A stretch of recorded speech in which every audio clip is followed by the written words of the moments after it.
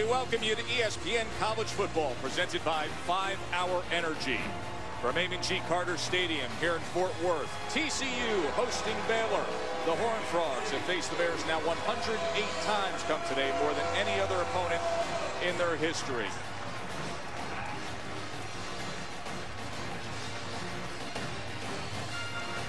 The Big 12 standings may be defined by what happened actually last weekend. The showdown between then unbeaten Baylor and Oklahoma State's got the Cowboys now propped up into BCS Bowl status. Baylor needs to win today, beat Texas, hope the Pokes lose to the Sooners. For TCU, already their first losing season since 2004. As we say, good afternoon, everybody. Joe Tessitore, as always, joined by my partner, Matt Millen. Hope everybody's having a nice Thanksgiving weekend. We sure are. Good to be here for Baylor and TCU. But everybody's still wondering, Matt, what happened last week with Baylor against Oklahoma Well, State? the wheels fell off a little bit, Tess, but, you know, to be honest with you, it wasn't just one thing. But if you had to pin it on one thing, you'd say mistakes by Baylor. And it started early, the fumble on the goal line, and not to be outdone, they continued that theme all the way through the game. Not a good night for Bryce Petty. They got pressure, were able to rush him with just 3. And then good defense by Oklahoma State, coupled with the mistakes of Baylor, spelled a loss. And so they can avoid that. How can they do that? Go back to what they had been doing, and that means fundamentals, something they're very capable of doing under Art Briles. And Bryce Petty, of course, single season list, 4th in passing yards, 3rd in passing touchdowns, but still last week held to just 3 points until the 4th quarter. And TCU has struggled offensively as well, quarterback position, dealing with injuries there. Yeah. But they still have the identity of being a defensive team. Can this year's TCU defense handle and slow down this Baylor offense? Yeah, to be really honest with you, you're going to think I'm nuts sitting at home. I think the answer is yes. I think 2 things. I think, first of all, they have an outstanding scheme. And then you have to have somebody to take away their best player. Goodley's the best player on the offensive side for Baylor. Jason Verrett's the best player on the defense for these Horned Frogs. And so I would expect to see a lot of matchup with Verrett. And then I'd also like to see a lot of scheme by this man, Gary Patterson. Tess, you mentioned it. This could very well be the best defensive mind in all of college football, and it resides on the sideline of TCU. TCU coming off a bye week. They've won 8 straight when they've had the 2-week break to prepare for a team. Now one of their toughest challenges as Baylor looks to bounce back from their lone loss. Stay with us. Kickoff is next.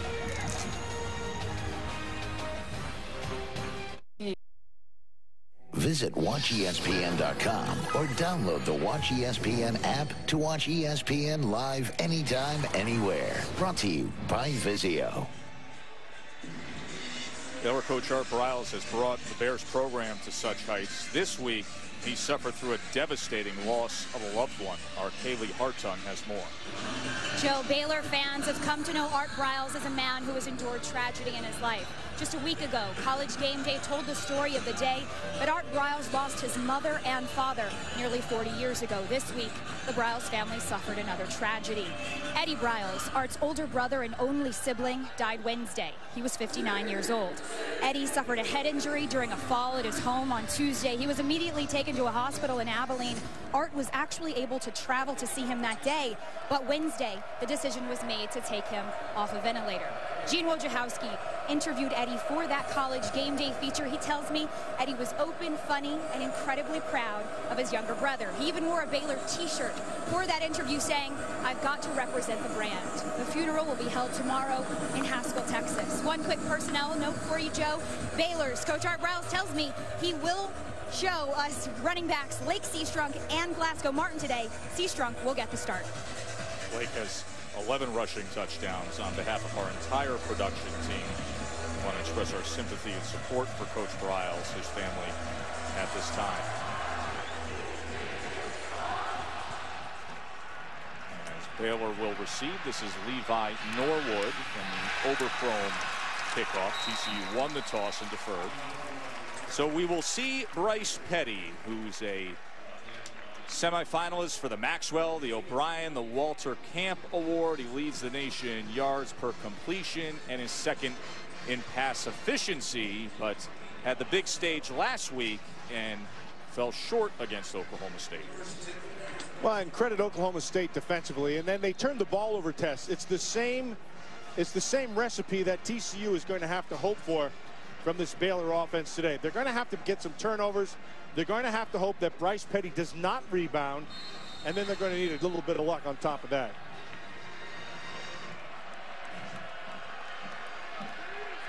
.26 passing touchdowns on the year for Petty, just 1 interception. As they switch out of that loaded backfield to send a bunch diamond formation, they go with the screen to Norwood on that left side, and Norwood is able to get it out to the 28-yard line. All were eligible. You had 1 on the line of scrimmage, 3 in the backfield, so you had 4 eligible to one side. Once again, they shift out. And they go with a bunch formation to the left. This time they go straight over the middle, and instead of going with that screen, he was able to find Jordan Niver, the tight end. So what you have to do, if you're right now for TCU, this is about assignment. You have to be assignment perfect. You have to understand formation and then get on your coverage right away. Blake Seastrunk is in the game. He's been injured. Didn't dress out for the loss against Oklahoma State, and he takes the first down run out to the 44-yard line. This Baylor offense, they manipulate a couple things. One is the pace. The other one, they utilize the full field test, all 53 yards. 2nd and 4, and Goodley cannot control that. It's hard to prepare for the pace that Baylor goes. And we've talked about that for years, with all the pace being such a big deal with different offenses. But this pace is a little faster than they weren't even ready. They weren't even ready. Catch them off guard, as you noted, with Blake Seastrunk, who just gashes them and moves the chains. Keep in mind, TCU's trying to get their call from the sideline. They did not get it in. Virtually the entire front was looking to their left when they ran the ball. Snapping here with 29 on the clock. Right down the seam as Petty was looking for Goodley, incomplete. Jason Verrett coverage. He's their best cover corner. It's hard to generate a pass rush against this style of offense. He gets rid of the ball so fast. And so what OSU, Oklahoma State, did a week ago is they got man-to-man and bumped it. And that'll be just a yard short of the line to make to Niver. Dawson and Carter with the tackle. When I say tight, they got their hands on people. You need skilled people outside to accomplish that. 3rd and 2, and this time Seastrunk is tripped up by John Kuntz.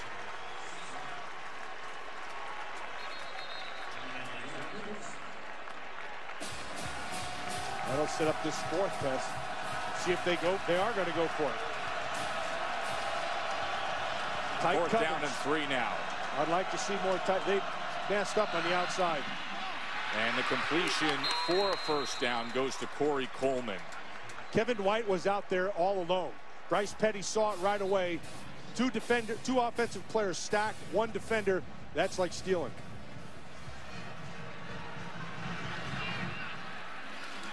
Glasgow Martin in the game at running back, just about 1.5 yards that time. He missed the game, the loss at Oklahoma State, and the win against Texas Tech with a knee injury. Look at this pace they're going with. As Seastrunk was met right at the line of scrimmage and then driven back. And once again, that front did a decent job as Lawson and Pearson came in to close that room.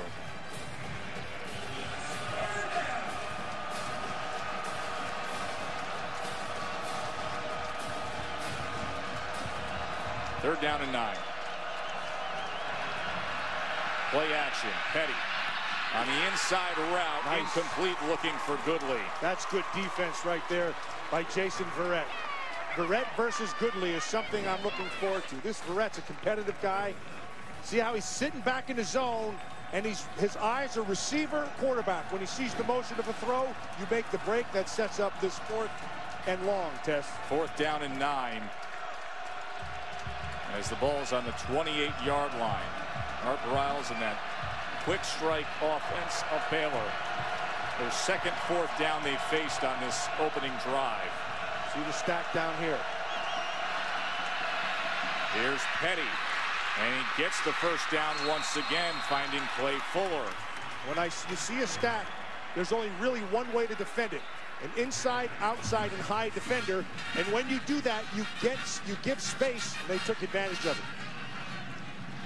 Fresh set of downs, and they keep it on the ground again, and TCU defense has been doing a decent job on the inside that time against Seastrunk. Second and 11. They're not ready again. You're going to get this one on the offense. False start. Offense. Number 54. 5-yard penalty. Second down.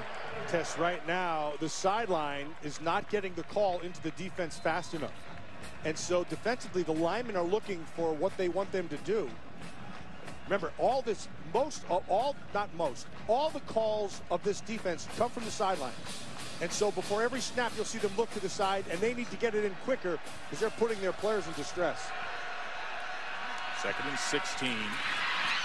As he finds Fuller again. See both coaches here, the rapid pace that Briles is comfortable with, and Gary Patterson, you know, the head coach, but he still manages the defense day in and day out. He makes every call. This guy, it amazes me what he does. His third long test. Third down and 9 now. As he checks at the line.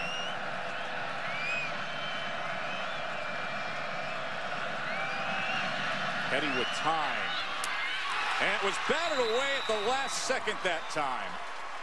That was Chris Hackett coming in against Clay Fuller. Excellent job by Hackett, who's really good with his eyes when he's sitting back as a zone defender. That's as good as it gets. Nice read on the route. Nice read on the quarterback. Good break. So in comes the record-setting kicker, Aaron Jones, who's been rewriting the Baylor record books. Former walk-on, a senior, but a strong leg. This just from 30. And he puts it through. A 16-play drive. And they move oh so fast. But they kept him out of the end zone, did TCU's defense, thanks to Chris Hackett.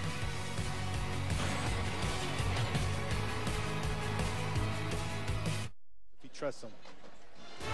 Now tonight at 7:45 on ESPN, you know what we're going to be watching, Dylan. That's going to be a great one. Johnny football against Mizzou. Keep in mind Missouri, it's all on the line, looking to clinch the SEC East, get a trip to the title game. And 8 o'clock on ABC, number 22 UCLA, number 23 USC, part of a rivalry series presented by GoPro. What a job Ed Ogeron has done, and what a great year UCLA has done. Anthony Barr and the boys. They got a bunch of good people to watch out there. But that first one, Tess, that Missouri game, that is going to be a great game to watch. Number James Franklin back at quarterback for Mizzou. Franklin back. They got the season. 4 legitimate pass rushes going against Johnny football. After the field goal, Baylor kicking off, and this will be B.J. Catalon from about the 8-yard line. He tries to break free just beyond the 25.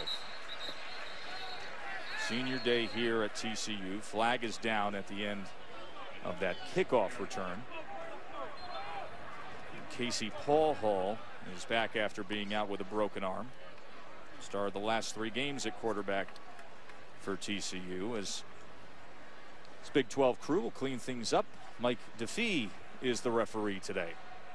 So, Tess, let's take a macro view of this TCU offense. There is no foul on the play for blocking the back. The player never lost contact. First down. So this is what they are. Okay, so Paul Hall has to carry the load. This offensive line is an average group. They're better at pass protection than they are running the ball. They have a couple guys on the outside who can make some plays. But Paul Hall's the key. And then they've got to generate some kind of a run game with B.J. Catalon.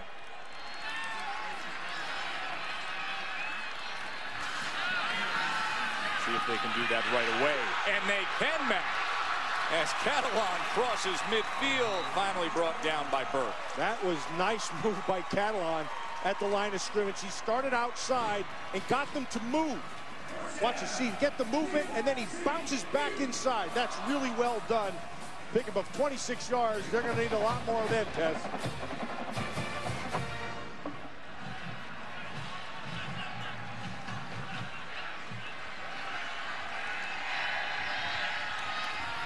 action this time. Paul Hall is going to take a shot downfield, but it's overthrown, and well covered was Latarius Brown. Dixon and Goodson combining on coverage there.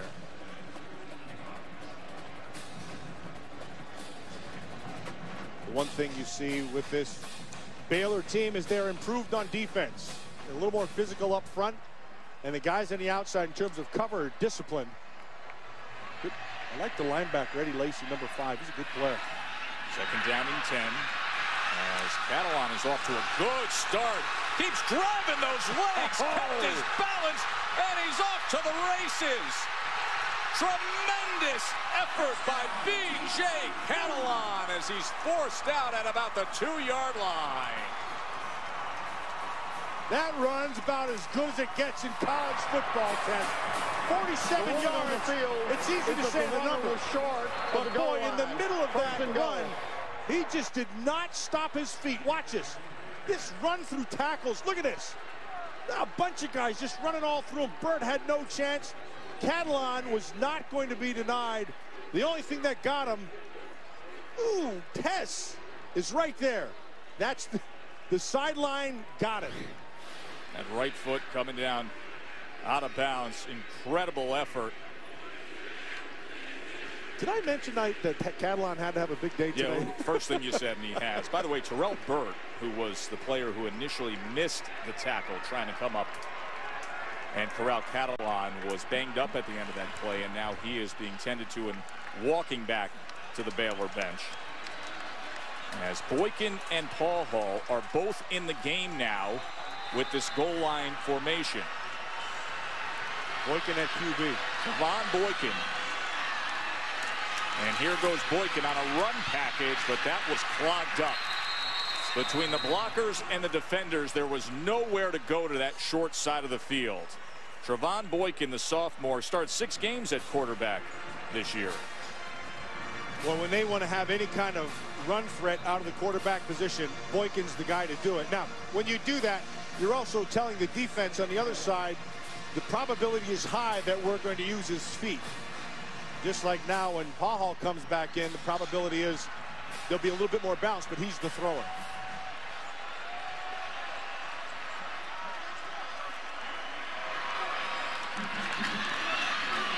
And here is Paul Hall, and he can't get anywhere as he was unable to escape Brody Trawhon. And that's why he's the thrower. Exactly. And that's fine, though. I like the play call, though, because you have a bunch of tendencies. Every team has it. Every play caller has it. And it's based on down and distance, field position, and personnel. And so when Paul Hall's in there, you're betting that he's going to throw and not run. 3rd and goal now. After Catalon set them up with that 47-yard run. Aaron Green in the backfield with Casey Paul Hall.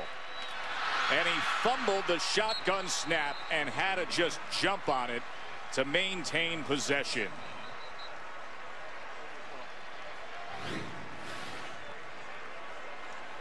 It's right to him. I mean, that's completely on the quarterback. Right in Paul Hall's hands. And sets up this 26-yarder. Oberkrom, the 25. Sophomore kicker, who's 9 for 9 inside of 40 yards. This from 26. He's got the short angle to deal with, but he puts it right through. So both teams finding their stride on offense, but only ending up with field goals at the end of each opening drive.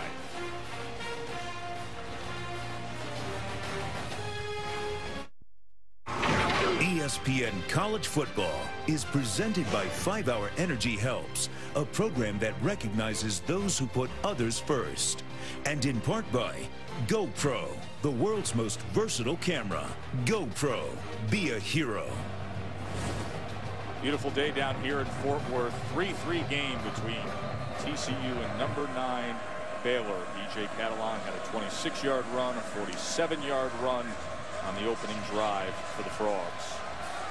Jaden Oberkrom with that big leg on the kickoff. That kid's pretty good, Tess. Sure is. Let's check in with Wendy Nix in the studio. Joe Tess, thank you. It's a Dr. Pepper 10 conference update. We'll show you how this tremendous game in the Big House ended. Under a minute to play, Michigan trailing by 7. Gardner to Funchess in the end zone. Michigan trailing by 1, opts to go for 2. Gardner, no, cannot convert. Ohio State escapes with the 42-41 win on the road. Tess? What a thriller there, Wendy. Matt, what'd you think of Brady Hoke going for it? I thought that was a great call. I thought he put it all on one play. He got one play to win it. I thought it was the best thing for his team. It didn't work in his favor, but that was a great call.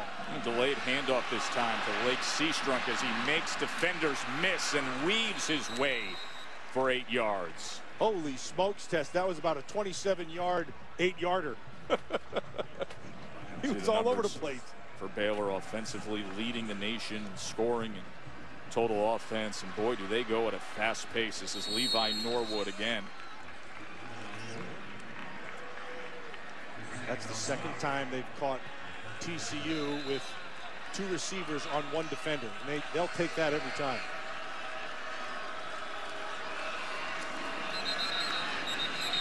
Whistles come in. And sometimes the officiating crew has to try to keep up with the Baylor offense as well.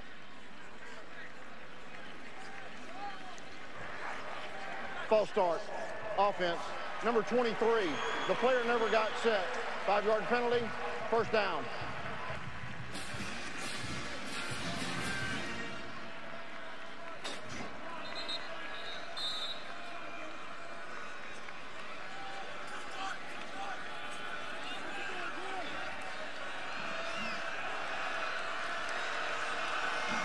First and 15 as they walk him back. You see a good effort from Lake Seastrunk again. He's running well after missing some time recently.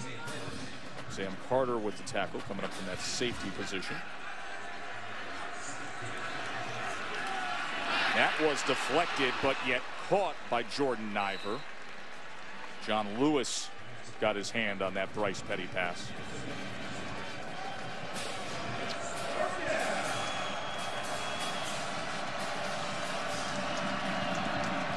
Third down and 5. They got to walk out in that slot. Look at Seastrunk go. He got a little bit of Hugh McElhaney in them, old crazy legs.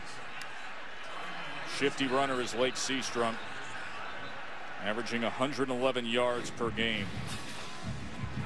Watch the change of direction. There's a ton of it here. Great balance and just outstanding hips, Tess. Here's Petty on first down. And he overthrew Coleman. Kevin White and Derek Kindred had coverage on Corey Coleman.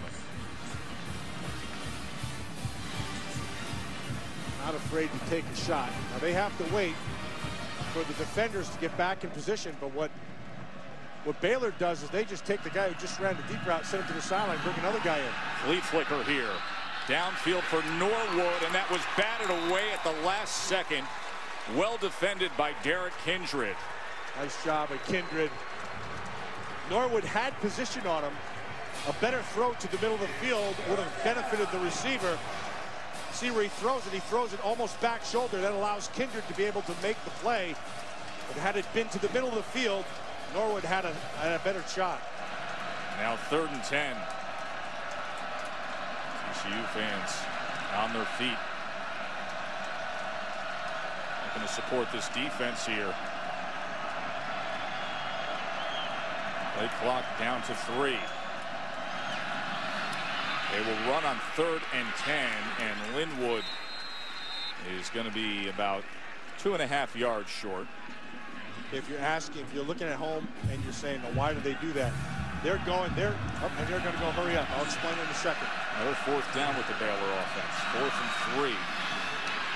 Got it. And stretching out for it was Levi Norwood. They haven't hesitated at all in going for it on 4th down. They're going into the wind, heading in this direction as they go left to right. Bryce Petty, 212 pass attempts without an interception. Matt, as he's now past RG3 in the record books. And it's past just his arm test. It's his brain. He's looking at what they're being given. So you look inside, and if you have more numbers in the box, he'll go outside as we see a flag on the outside. Kevin Whitehead coverage.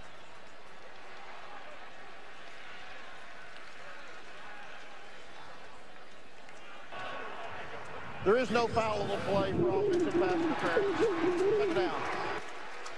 They were going to say offensive pass, and they could have called an offensive pass. You see him push White at the end. They often look for those elbows being fully extended, the arms being fully extended, elbows locked on that call, right, Matt? Yeah. Yeah, he gave him a push. 2nd and 10, Seastrunk. Seastrunk's good. Boy, he can get to the outside and just one quick move. And he's got a bunch of moves when he needs them. And it's just his hips. He's so fluid in changing direction. And that's what sets him apart. He's got the vision. He sees where he wants to go, but he can also get there. 3rd and short. And Seastrunk gets 3 yards and a first down for Baylor. John Lewis with the tackle for the Frogs. So now if you're a defensive play caller, a little bit different inside the 20. You don't have the deep threat. The only speed thing you have to worry about is across the field routes. And traditionally, they're not big on all the way across routes. They're more big on slants. To the end zone. Diving catch. Touchdown. Clay Fuller. That's a great catch, Tess. To see that one in the back of the end zone. I'm not see exactly when he has. There's the catch. Oh yeah, he's in all the way. It's a good call. And he controls it all the way through as well. Yep. That's a great effort by Fuller. Great effort. Yeah, knee, hand, he's in. 2nd touchdown reception of the year for Fuller. Comes in style. 27th passing touchdown on the season for Bryce Petty. And Aaron Jones, the active NCAA leader with 178 consecutive PATs now. They can strike just like that, and they did. Petty to Fuller, all out and all in to the end zone.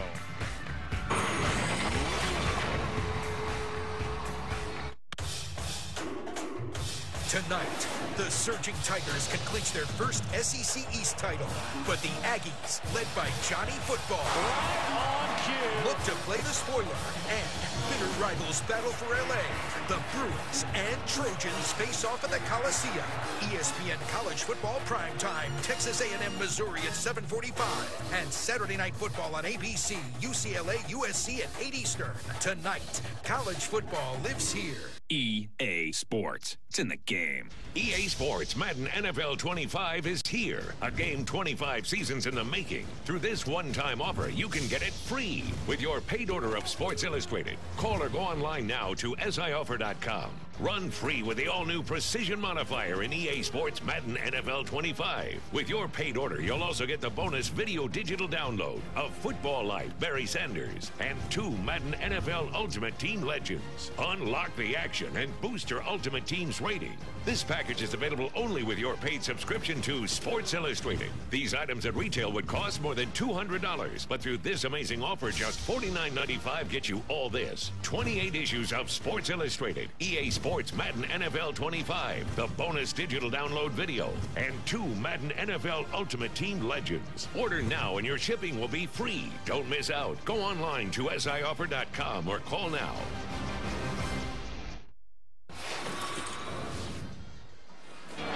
The Bears looking to pull off a big upset. He's going downfield for it all. He's got it. And the Bears strike first. Going downfield again. Could it be? Oh, my! Jones is good on the field goal. Here we go. Baja is back. Fires this one. It is intercepted. Baylor's going to win this game. That was Robert Griffin III's breakout moment of his career. That 5-touchdown night to start the 2011 season. One of the great games in the long-standing history of Baylor and TCU. A little different than back in 1899 when they had a scoreless tie. Not with this guy around. Bryce Petty, 27 passing touchdowns on the year. Clay Fuller had a beauty moments ago. The receiver is 26 years old. He played 6 years of minor league baseball. 10-3 Bears here in Fort Worth.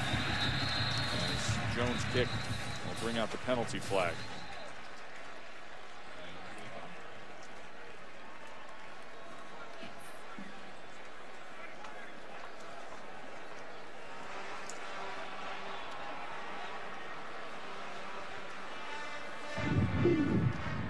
Free kick out of bounds on the kicking team.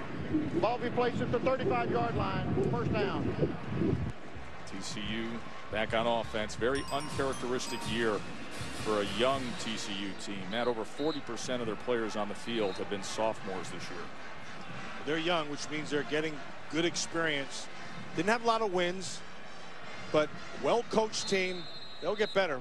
I have a lot of faith in Gary Patterson. I think he's one of the best coaches in college football.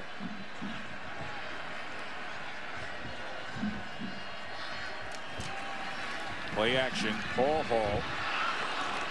And he was looking to get Brown coming in. And he had it too. That was open. That was the throw he needs to make. He needs to bring that thing down. There are times when Paul Hall's ball will sail on him, as you saw right there. He had a defender cutting from inside out, but he had a throwing lane. He needs to make it. His 5 games with the injury this year. Fractured his left arm, his non-throwing arm. Started the season against LSU, and then second game of the year is when he was injured. And they'll blow the whistles here as there was motion. False start. Offense, number 85. 5-yard penalty. Second down. Casey Paul Hall's had an interesting career when you think about him having to take the time off last year to straighten his life out. But in the end, he's going to rank very high in many of the TCU career ranks. See tied down there with the next one, the great Sammy Baugh, Slinging Sammy, Hall of Famer.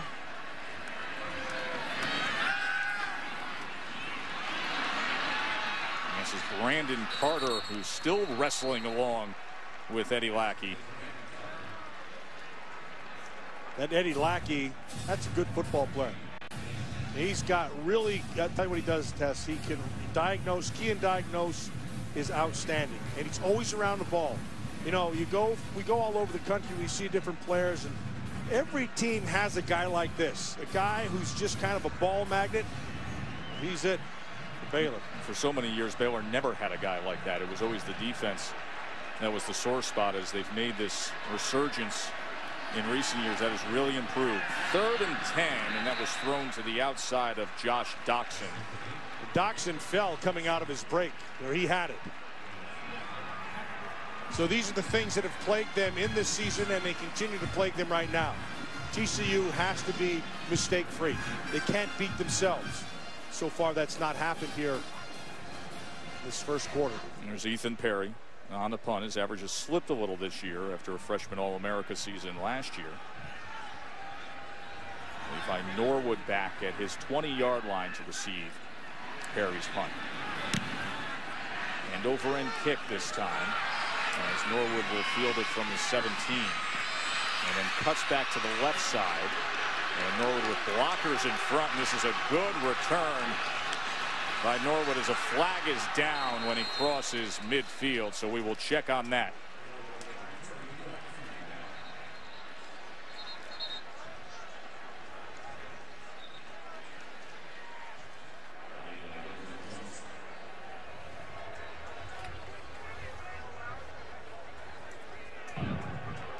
During the return, holding, return team number 7, 10-yard penalty from the spot of the foul, first down. That's Darius Jones for Baylor.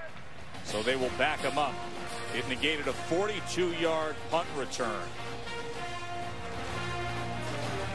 Of course, you can always get your NFL Sunday started the right way. 10 a.m. on ESPN with Sunday NFL Countdown. Chris Berman and the gang with all the news and updates from around the league, and a special feature on Seahawks quarterback Russell Wilson and his bond with a little girl he met on a recent visit to Seattle Children's Hospital. And then Fantasy Football Now at 11 a.m.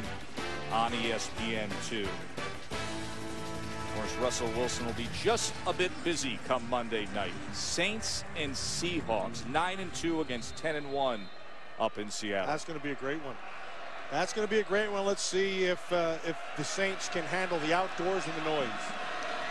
See the balanced production by Baylor this year, but not right up the middle against this TCU defense so far, as Jonathan Anderson comes up with the tackle that time. In space, Baylor has given TCU fits, but they've been stout around the guards and center. They go there again, and this time he's able to bounce it to the outside, picks up a block, and you see the good footwork by Lake Seastrunk. You can see exactly what Chip Kelly wanted in his offense and what Art Briles has on his offense right now. The Seastrunk kid, he has the ability. Let's see that jump cut. Few guys do that. Watch this at the end. Glasgow Martin lowers the shoulders and goes ahead for a first down on that 3rd and 1 run.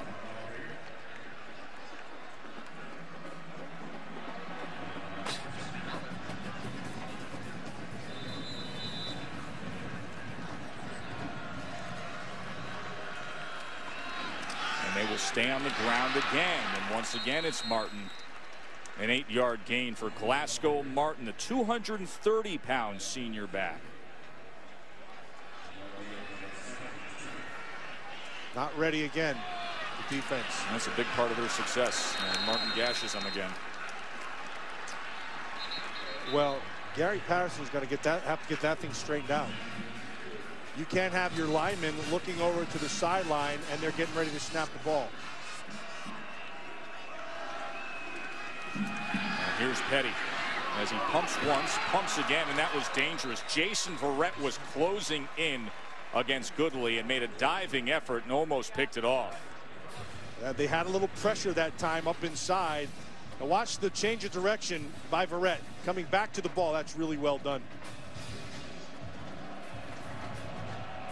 It's also good by Goodley to be able to turn it to a defender. What a nice matchup that is to watch today, isn't it? Yes. Goodley and Verrett. Have a nice one here on this 3rd and long test.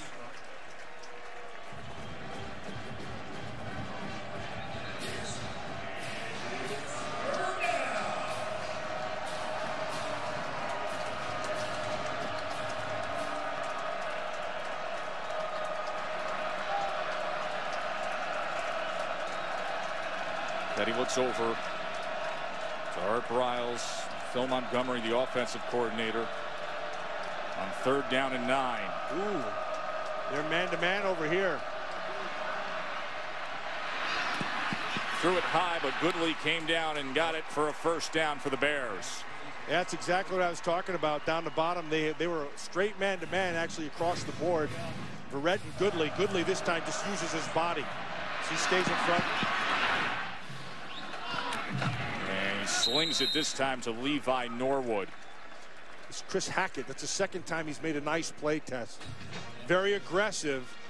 When he sees it, he goes. I would expect to see double moves on him as this game goes on.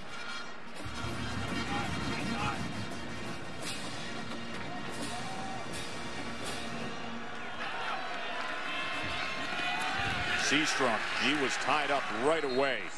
That was a good effort by John Kuntz, the defensive end, number 97. Yeah, Kuntz came off the edge unblocked, really.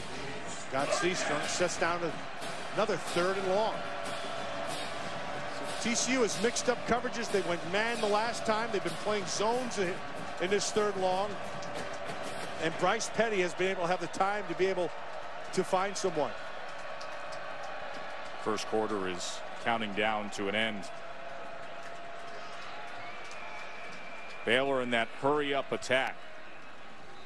39 plays for Baylor, only 9 for TCU. That's just a 7-point margin. TCU takes his first time out of the half. And Gary Patterson with a crafty move here as he called a timeout in the final moments of the first quarter. As we have told you earlier, the wind is going in the direction where Baylor is headed right into it. So he's throwing into the wind, and he wanted to make sure he had that to his advantage. So you see Patterson was watching the clock run down at the end of the first quarter as he looked across and saw Art Briles give the motion of, guys, we'll just go to the other end of the field. And Patterson used his first timeout strategically to have them have a 3rd and 9 into the wind. Remember, Baylor's already gone for a few 4th downs on longer drives. I don't think this wind is a factor, but if it is, Gary Patterson wants to make sure that it's on his side. I don't know if there's a more detailed coach out there than Gary Patterson. I love the story you told him, even walking down the hall with him, and he sees a speck of dust. Every small detail he takes care of. We were having a talk yesterday. We're walking down the hall, and there was a tiny little piece of paper. He just went over, picked it up, make sure he took care of it, so everything is the way it's supposed to be. So Patterson calls the timeout, leaving 5 seconds and a 3rd and 9 for Baylor to go into the wind one last play. And Petty's going to pump, run, and he's going to be short. It'll be 4th down and about 1 when we come back for the 2nd quarter. That's the end of the first 10-3 game between these long rivals here in Fort Worth.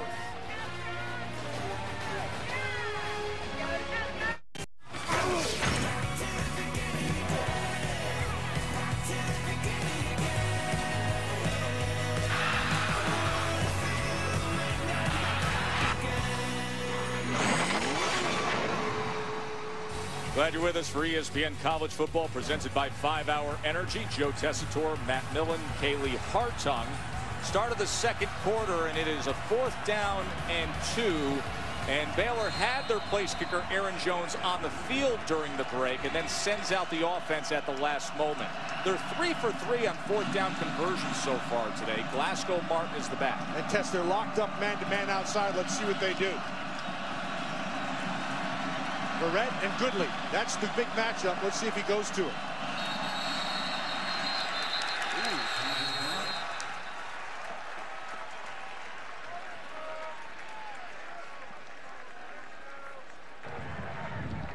False start. Offense. Everybody but the center. 5-yard penalty. 4th down. Mike DeFee keeping it simple. Everybody but the center. Now Aaron Jones, the place kicker, will trot out. And they say he's got himself a pretty good leg, so he's going to have a shot here from 46. And remember, with the change in quarters, they do have the win. This is a 47-yard attempt officially. His career long is 58. He's their all-time leading scorer in Baylor history.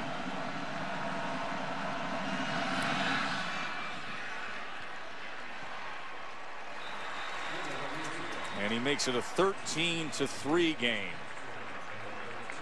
Number 9 Baylor. They've won 13 of their last 14, trying to bounce back with that lone loss last weekend. As Jones puts it through, and Bryce Petty says, well done.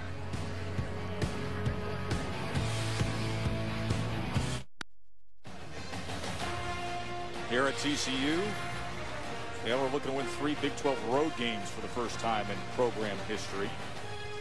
They have a 13-3 lead, 40 plays, and we're 5 seconds into the 2nd quarter, Matt. 40 plays, Tess. In the old days, 60 plays was a game. That was it. 40 plays in the 1st quarter. That's unbelievable. Talk about it year after year with Art Briles, but then you get a 1st quarter like that, you just shake your head. 40 plays in a quarter.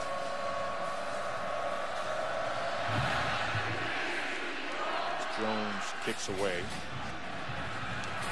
And this will be Brandon Carter making a decision as he was reaching back to bring it out. And apparently it was a good decision.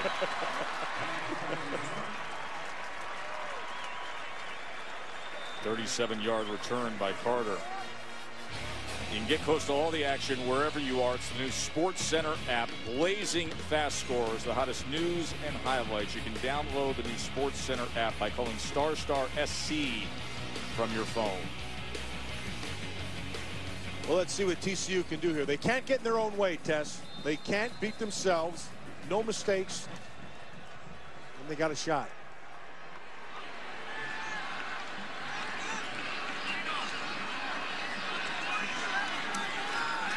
Ball Hall with time, and he gets it to Boykin, and one quarterback to the other that time.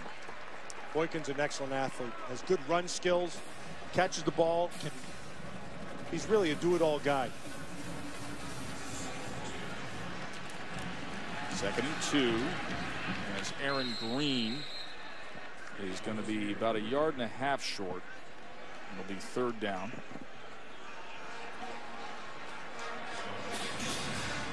Green was a 5-star recruit, started his career at Nebraska, and then transferred back home to the state of Texas to play here at TCU.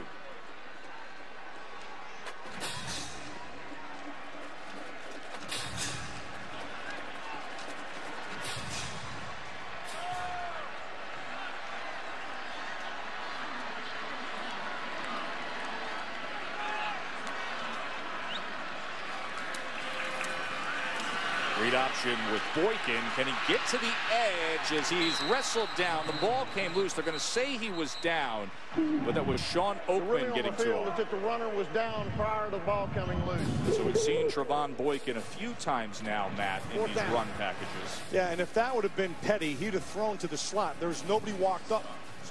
They're giving you 5 yards. There's Pahal blocking downfield and actually does a pretty darn good job. That would qualify as a mauling. So 4th down. Offense stays on the field. From their own 46-yard line, a 4th down and 1.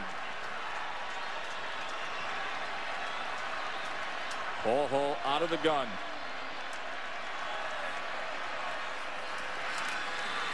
To pass on 4th and 1, and they pick it up as he finds David Porter. They had that on 3rd down. Same thing. They backed off. That time they went with a stack, as you're going to see. And then it forces you to back off. And so you just make the turn. The ball's got actually the ball should have been there a little quicker. But it's good for a 1st down, and we have a Baylor player down. And Dimitri Goodson was a little slow in getting up at the end of that play. He had coverage there, has a couple interceptions on the year, and leads the team with 10 passes broken up. So coming into the game will be number 18, Xavier Howard, a redshirt freshman cornerback.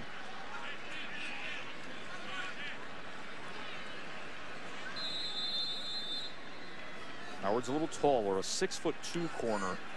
Good for length. Baylor. Yeah, good length in the arms.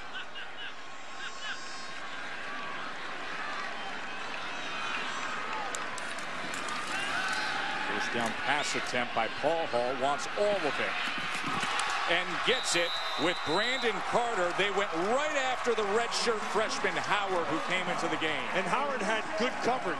He was right on top of him. Paul Hall dropped that thing right over the top. Carter with a nice little push off at the end secures the catch, and it's a big play. 36-yard reception by Brandon Carter. Incredibly talented, but he's been balancing some personal issues off the field and missed a few games. Paul Hall, as he slides down to the 9-yard line.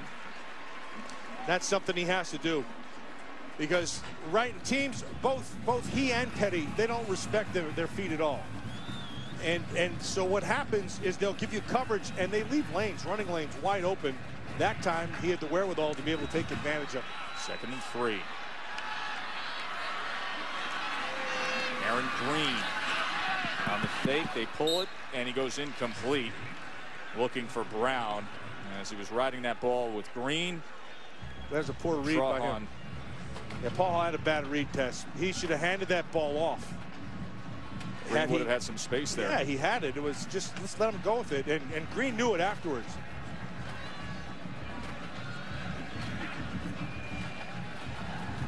Third down and 3. Senior quarterback for a roller coaster ride of a career here in Fort Worth wants it to end in grand fashion against a number 9 team in the country.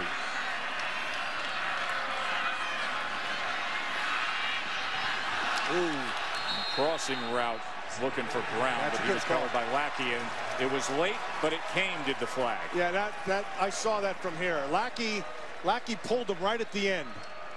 It was a crossing route. Brown had a step on him. You're going to see it right at the end. See, Lackey anticipates the coverage. See, with his top arm, he kind of pulls him. Defense number 5. After distance to the goal, automatic 1st down.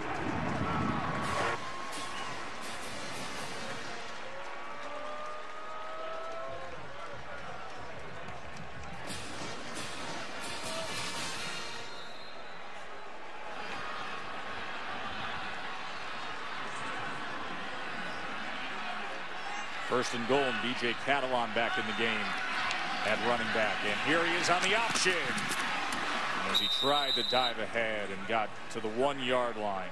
Ahmad Dixon cut him down. When you're running the option to the short side of the field, as a quarterback, you have to attack more the defender. What you don't want to do is get lateral because it takes away any kind of running room for your running back. So you want to attack quicker than you do to the wide side of the field. All you're trying to do is force the defender to make a decision.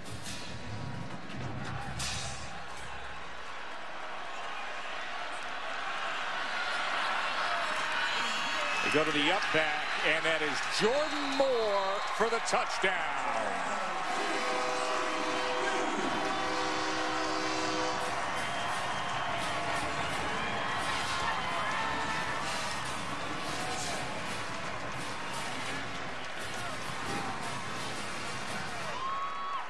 Nice job of blocking all the way through. Actually, the offensive line got themselves a little bit of a push, which they don't do very much of that. Nice job up front by that left side of the O-line.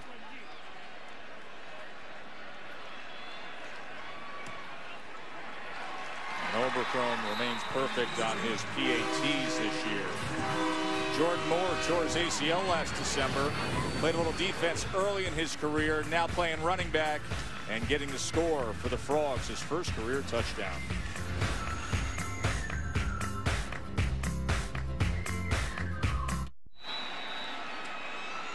BCS standings are brought to you by Tostitos. There is Baylor now coming off the loss to Oklahoma State at number 9. Of course, they are still hoping that they can win the Big 12 if they win out today, and then a win against Texas, and they would need Oklahoma State to lose to Oklahoma next week. Baylor's never been to a BCS Bowl.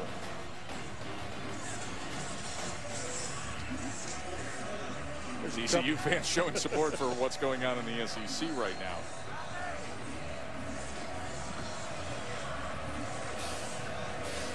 Everybody wants Bama. Right now it's the Tigers who are getting them.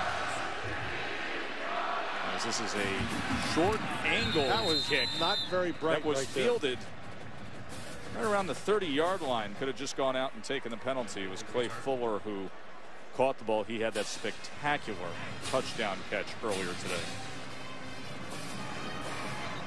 Need to have some awareness of where you are on the field. Pick himself up a few more yards, but it's not going to hurt him. And now buckle in, Millen. Here comes the Baylor offense again. Oh, boy. Now Please set the game clock to 11:01. 11:01. Knock that second off. 40 plays. They had 40 plays in the first quarter. Test what TCU did. Remember, right before they went out, we said they can't beat themselves, can't get in their own way. And they were clean. That drive, they went down and got a score. Now let's see what this Baylor offense can do again. And if this TCU defense can get set. Seastruck. Just about 3 yards that time. Blake Seastruck.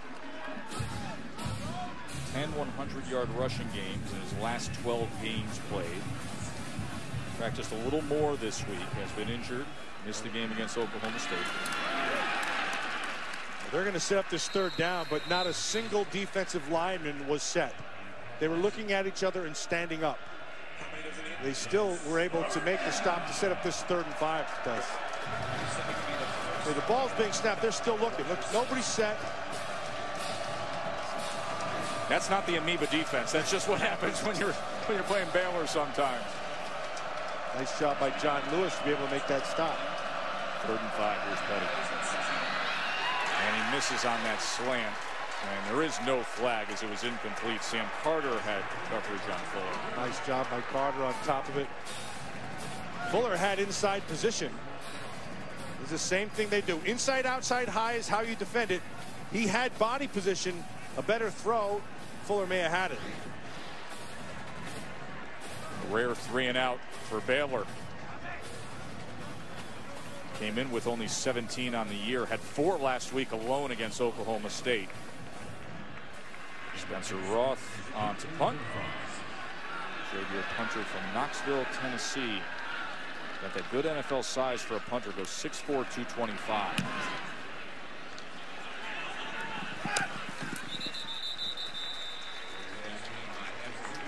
Fair catch at the 23 by Eccles-Looper. Tess, that last series, I thought Casey Pawhall kind of took a step up. Didn't start real good, but I thought that last series, in Series 3, now here's the fumble that he had down the goal line, forced him to 3. And then after he mauled the DB, it looked like he kind of came to life. A couple of nice throws down the field, and it looked like he's, I don't know what, on the sideline you could see his demeanor change a little bit. He got a little angry with the sideline. Sometimes it just takes a little bit to get you going.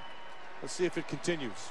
Had a good managed drive last time. Kept that Baylor offense off the field. Here he is on first down, a lot of time. And it was deflected up in the air as he was looking for the 6'4" Jawan Story. Orion Stewart had coverage on Story. Story had him, Tess. That was a bad throw.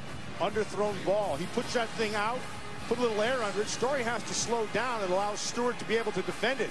But he's got him beat with his body to the top side. Throw that over the top and you got a big play. You know, Story's one of these guys who they expect a lot out of. Just a sophomore. He originally was one of the top recruits in the country, signed with Florida out of high school, and then transferred to TCU. He's 6'4". He could be a dangerous weapon in the coming years. It's a good story for Story. There's a good run straight up the middle for what should be a first down with Jordan Moore. Hard-charging, physical freak of an athlete at 6'3", 221.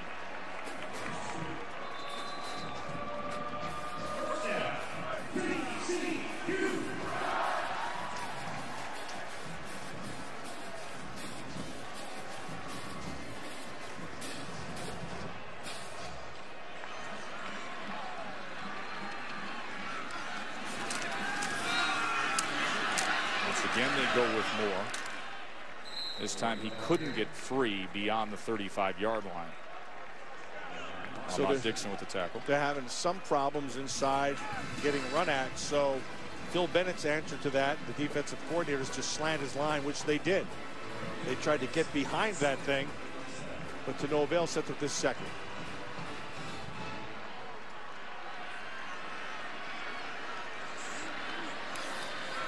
The delayed pressure here. They pick it up. And he threw it right off the face mask of Porter. Let's check in with Kaylee down on the field. Joe, I observed Casey Ball talking with co-offensive coordinator Jared Anderson about specifics at the whiteboard, where he should be throwing this ball, where he should be targeting his receivers, and which areas of that Baylor defense they're ready to expose. Well, they had a chance right there, Kaylee. The ball was put on him, bounced off his face mask. You got to make that catch. Third down and 6.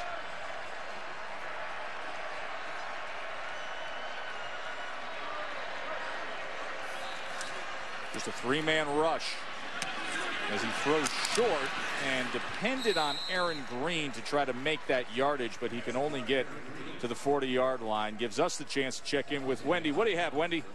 Tess, thank you. It's Alabama, Auburn, the Iron Bowl, and a Taco Bell studio update. And it was Auburn up 7-0 when A.J. McCarron hits Justin Fowler to tie it up. 11 minutes to play in the first half. 7. He makes me feel like the most important person in the entire world. I guess I'm doing something right.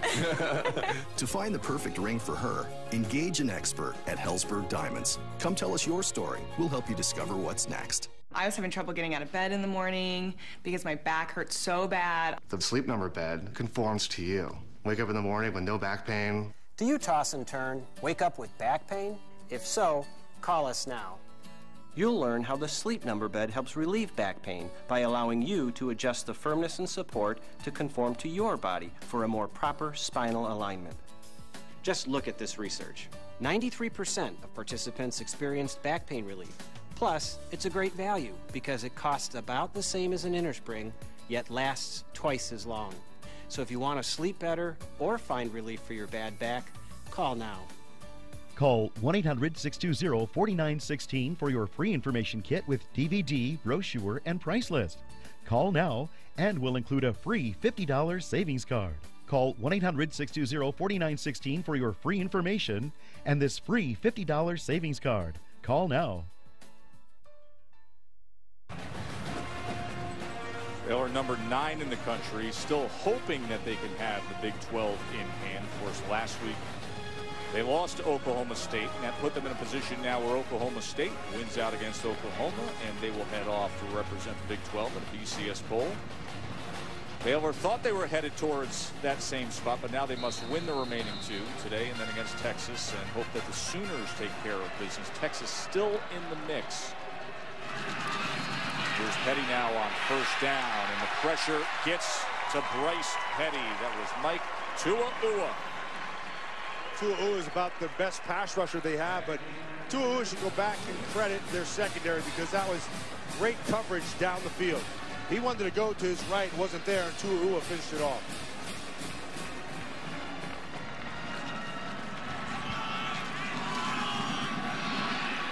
Second and 14, run by Seastrom.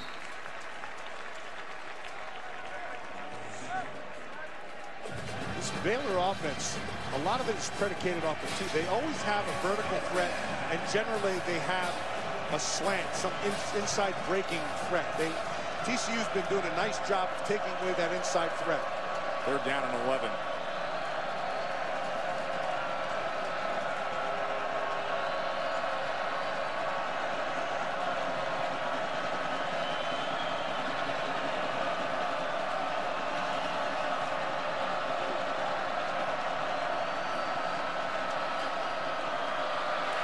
Pressure was coming hard on Bryce Petty that time. Once again, it was Tua'ua. He was nice that time. Very well done by Tua'ua coming off that right side. That is consecutive 3 and outs for Baylor. Yeah, he's working on the top side there. He comes clean. It's Kevin Palmer who he beat, and it wasn't even close.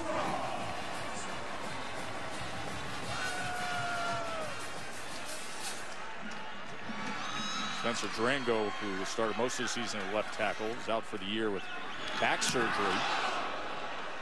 He almost got to that punt that time. And Eccles-Looper now picks up a block. And Cameron Eccles-Looper with a good return for TCU. He picked up a nice block pass, a peel back. Hit him right in the kisser and freed him. And then picked up Tua'ua on the other end and finished it off. You're gonna watch, he's gonna break to the left. Here it comes right there. That's just really well done.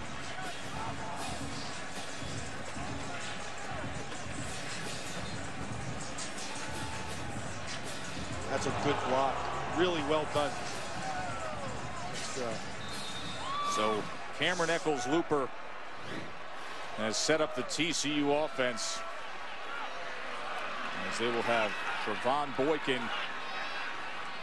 and this full backfield to work with. And he's going to sling it downfield, waiting for it for the touchdown reception is Ladarius Brown. Trevon Boykin comes in and does damage to that Baylor defense.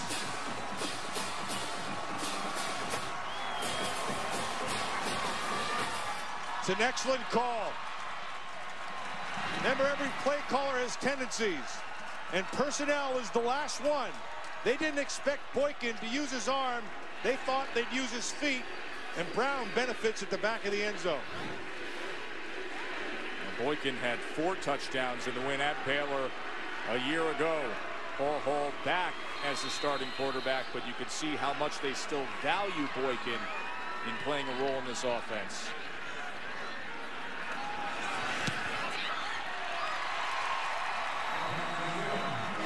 How about the Horned Frogs? 4-7, 2-6 in the Big 12. Choppy all year long, and now with the lead against number 9 in the country.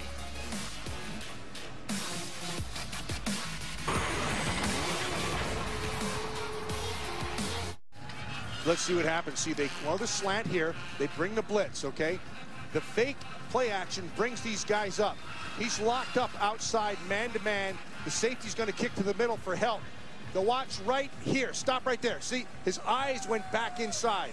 He missed the jam, and when his eyes go back inside, his momentum takes him laterally instead of vertically. Brown takes advantage of it, and it's 6 quick. It's always the fundamentals test that gets you beat. Von Boykin, the touchdown pass for TCU as the Horned Frogs have a 17-13 lead here at home. Their final game of the year, senior day. Disappointing season. They're not used to down years here at TCU. They're sure to their first losing season since 2004, but would this be special to knock off number 9 in the country with everything still ahead of Baylor this year? Here's Clay Fuller. And he was met at around the 16-yard line.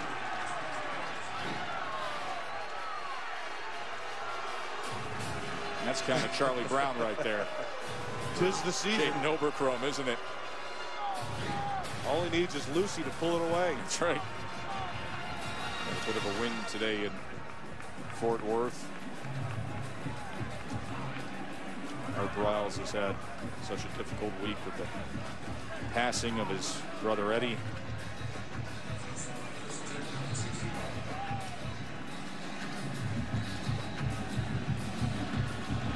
I think it's time to get back to basics for Baylor, so that means Lake Seastruck put the ball in his hands. That's exactly what they do, and look at the results they get. Now to the 34-yard line for the junior running back. Yeah, I'd put the ball in his hands as many times as I could. 18-yard run, looking on a big day. Here's Niver, the tight end, who started his career at Stanford. Let's check in with Wendy Nix. Tess, thank you. We revisit the Iron Bowl. To Auburn, Alabama we go. Auburn and Alabama, 7-all until A.J. McCarron hits Kevin Norwood in the end zone, 14-7 tied. We'll keep you right up to date on everything going on at Jordan-Hare. Incomplete pass there moments ago. Sets up this 3rd down. 3rd down and 6. TCU defense has done a pretty good job here in this 2nd quarter. We were raving about the pace set by Baylor, 40 plays in the 1st quarter, only 9 here in the 2nd quarter. Yeah, here's what they're doing on the outside. They got Barrett locked up outside with Good, and then they're going 3-on-2 to the remaining ones, 1-on-1 down below here. Petty. They got to him. That is really good defense. Sam Carter, the safety. Tess, that's the possible 3rd straight 3-and-out. They do not get 3-and-outs. Watch the coverage. See, Barrett on the outside, he's locked up man-to-man. Then they're going 3-on-2 to the remaining 2, and on the backside, they're 2-on-1. So they're daring you to run the football, and that's all on Gary Patterson. One of the best defensive really good stuff. Coaches in the country going up against one of the best offensive minds in the country, and another 3-and-out for Baylor. TCU takes his 2nd time out of the half. 30 seconds in duration.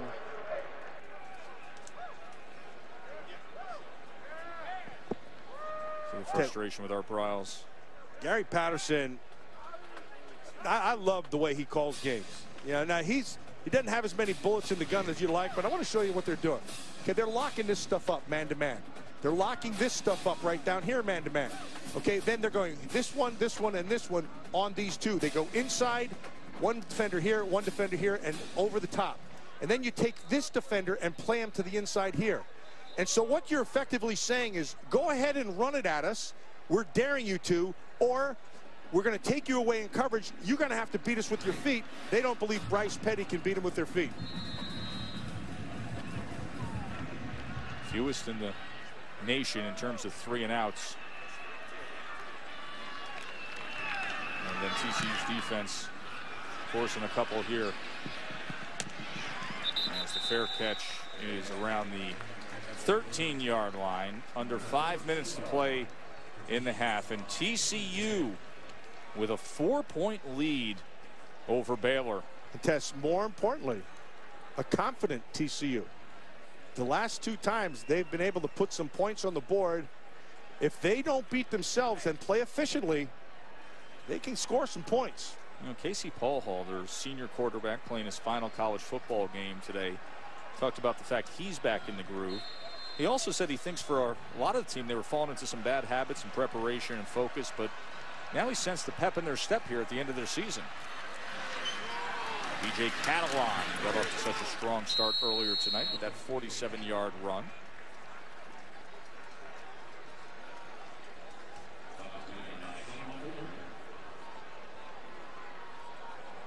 Okay, we're going to bring up 2nd and 6.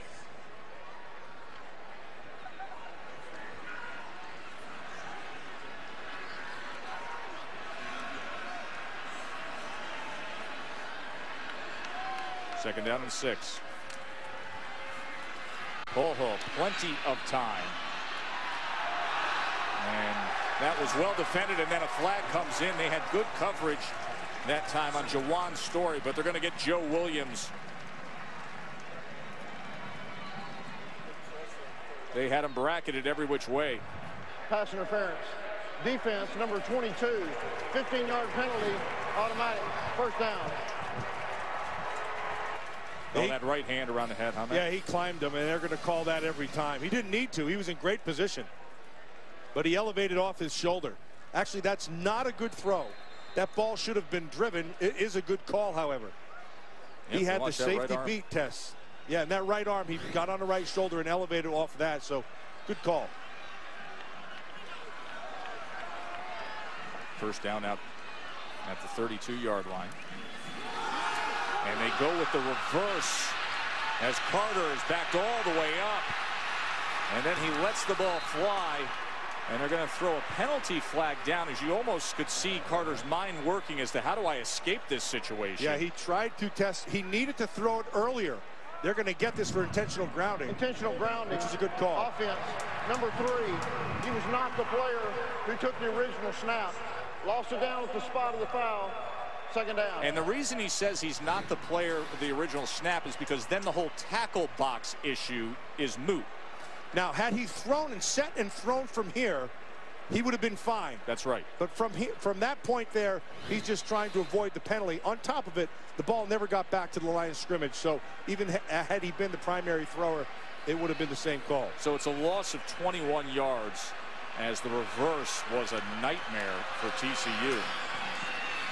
There's a fumble, scooped loose inside the 5-yard line, and it looks like Bo Blackshear recovers it for Baylor. So the last 2 plays disastrous for the Frogs. Exactly what we said. If they can get out of their way, they're in good shape. This time they tripped all over themselves. Is that the ball was recovered at the 1-yard line. First and goal. B.J. Catalon puts it on the ground. Jamal Palmer tried to scoop and score, and then Blackshear was there to jump on it. But you could see Catalon, as I believe he ran into the left tackle, James Dunbar. He ran into Dunbar's rear end. That was another one of those butt fumbles. That's not securing. You got 4 points to secure the ball. He didn't do it. Think about the momentum TCU just had moments ago. Their defense held again. They got the ball back. They go with the trick play, the penalty, and then this. And now Baylor is primed to retake the lead.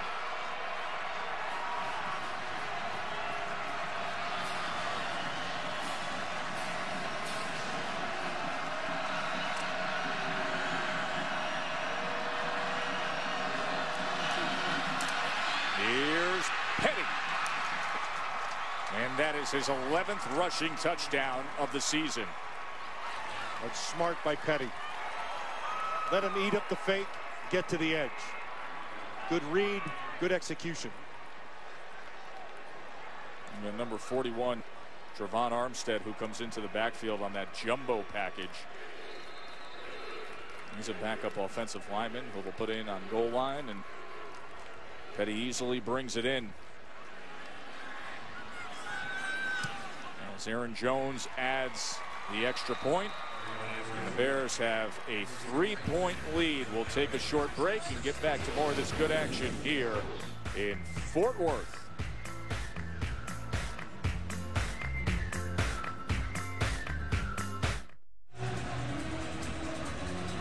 Bryce Petty, another touchdown on the season. 11 rushing, 27 passing now for Petty. 2017 Baylor. Turnover was so costly. It was that man, B.J. Catalan, who coughed it up down inside the 5-yard line after they had a penalty on intentional grounding, a play they lost 21 yards on. A return from a couple yards in by Carter. And Brandon Carter once again out towards the 30-yard line. Here's Wendy Nix. Tess, thank you. Coming up on the Dave & Buster's halftime report, the ACC championship game is set. There was some drama in the Big House. We'll tell you about the game's final decision and highlights from the Iron Bowl on deck with Todd McShay and Robert Smith. We'll see you back here at the half. So much going on in college football today as we come down the stretch run here. We'll see who arrives in that SEC title game. And here in the Big 12, we'll see if Oklahoma State can close things out to their season next week after they took care of Baylor last week. Baylor still with a chance. I'm going to be rooting for the Sooners if they can get their business done these last couple weeks. That's a nice stick right there by Lacey. Aaron Green on the carry. I like that Lacey kid. The more I watch him, the better I like him. Really good awareness, flows to the ball well, good reader. I remember a few years back they had a nice little middle linebacker down here. Baylor by the name of Mike Singletary. 1980 team. Yeah, pretty good player. Went on to do some things. Here's 2nd and 9.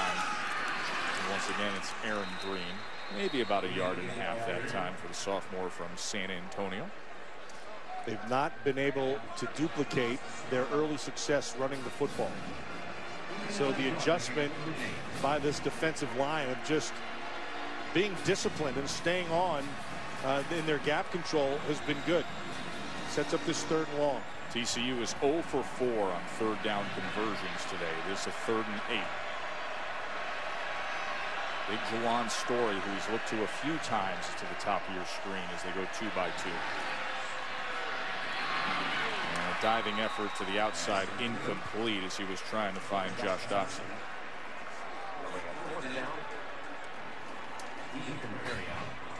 Those throws have to be made thousands of times. The timing has to be absolutely perfect, and that's not there. That's a speed cut to the outside. Ball Hall, you could see the rust. Levi Norwood has 2 punt returns for touchdowns this year. Perry gets off a good punt, and Norwood will call for the fair catch at about the 24-yard line. Let's talk about how we arrived at this point. As Bryce Petty would have Fuller with a diving effort there, 18-yard touchdown, and then Boykin came in to give TCU the lead, but then the turnover inside the 5-yard line, and Petty would take it in from just a yard out to give Baylor a 20-17 lead.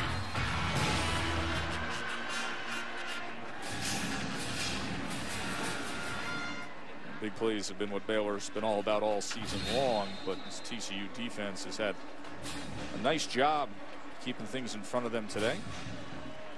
Yeah, that's why I say you still have to go back to Seastrom. 2:13 remaining in the half here as first down effort was overthrown. Corey Coleman, the intended receiver.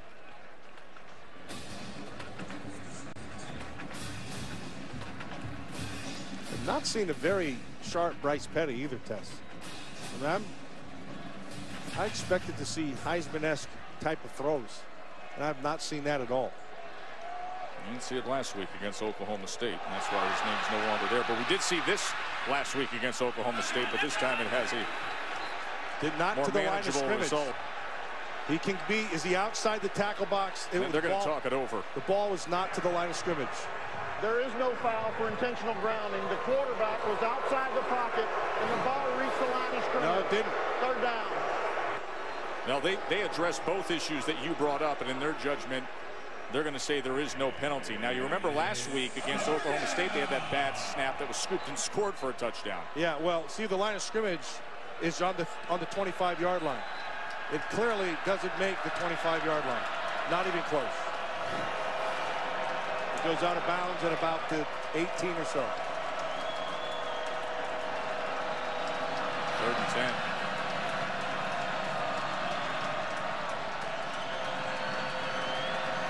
And the same thing again. See if they don't run at this. Late inside handoff was Seastrunk. And TCU, with 1 timeout remaining, is going to have an opportunity to get the ball back here. Do something with it. TCU takes their 3rd and final timeout of the half. 30 seconds in duration. So they will use the timeout here. You know, you think about the year TCU has had. They're not used to seasons like this, but they did have the 2-week break, and you started to get the feeling hanging out in the offices yesterday that this was acting as an end-of-the-year reward, potentially. A bit of a bowl game. Senior day, a couple weeks to prepare for number 9. Well, the couple of weeks, that's the key. If you give Gary Patterson a couple of weeks, he's going to figure you out. I can't tell you how impressed I am with Patterson. I think Patterson's got one of the great defensive minds, maybe the best in all of college football. And so how does that show up? Well, you saw these 3rd downs what he's trying to do.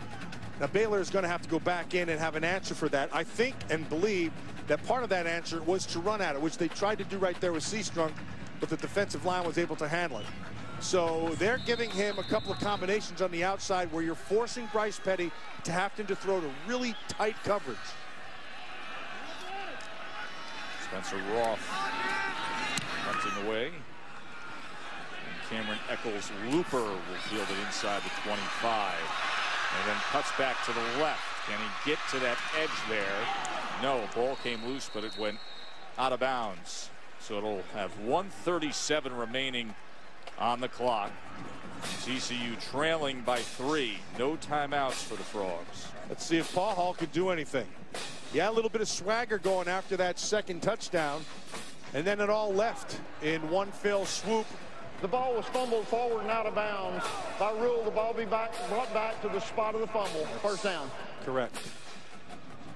Let's see if they can't regain any of that. He's had receivers down the field test, but his ball has been floating kind of today. Hasn't been sharp. That was sharp. Goes underneath to his fellow quarterback, Trevon Boykin, who threw a touchdown pass earlier. And needed to get out of bounds. So the clock counts down towards 1:20 in this half. Once again, he goes underneath, and this time to Brandon Carter. And we'll see where they mark this, because remember, they'll get a temporary stoppage if it is a 1st down. See that linesman there? That's the young Walt Coleman. His dad officiated many games that I played in. And he's out there. So you're saying his dad admonished you many times? We may have had a few words together, old Walt and I. The ball is short of the line to gain. You've got to get to the 40-yard line.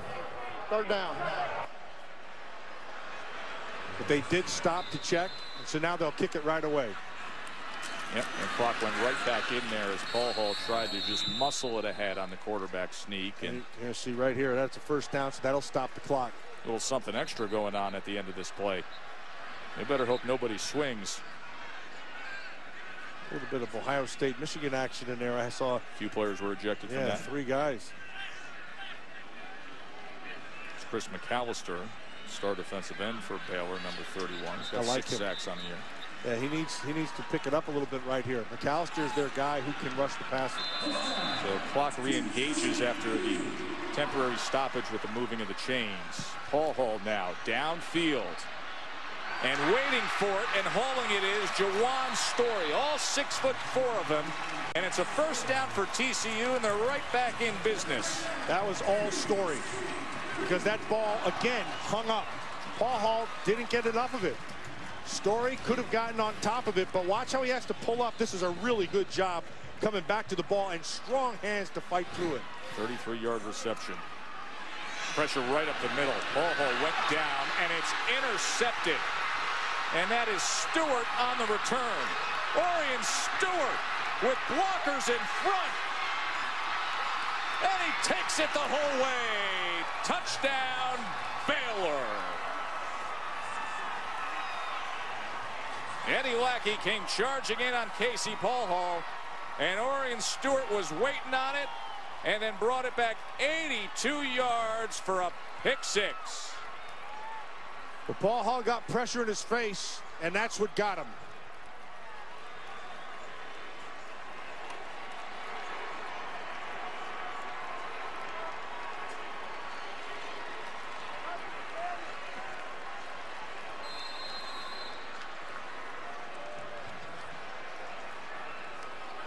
What a turnaround here with just over a half minute to play in this first half, as TCU was coming right down the field trying to either tie or take the lead, and in one play, instant score for Baylor. Right over the top. Eddie Lacy puts the pressure and forces the bad throw, and the rest is done. Taken to the house.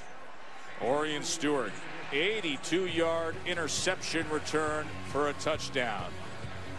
27-17, Baylor.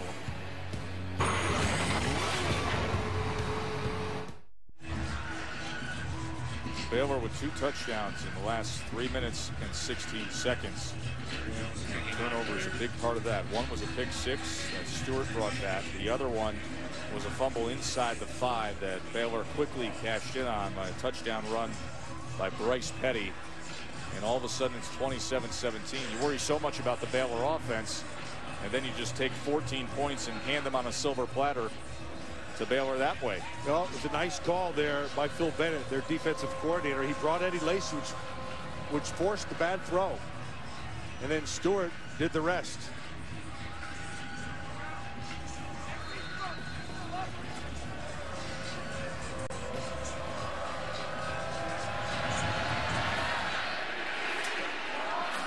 Be a short kickoff here at the 12-yard line. Michaels Looper will take it out to the 30. Yes, I've been calling him Lacy instead of Lackey. That's on me. I've been thinking about Eddie Lacy, the running back. Well, we called enough of his games through the years. Eddie Lackey, the linebacker for Baylor. 10-point margin for the Bears. 9-1. Is Baylor trying to bounce back after that loss in the showdown game at Oklahoma State. But the miscues by TCU, it has cost them. Buck fumble, part due.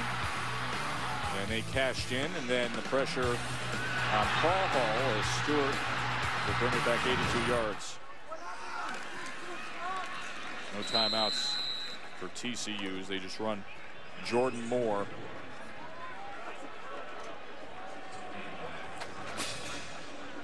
Well, it's tough to beat.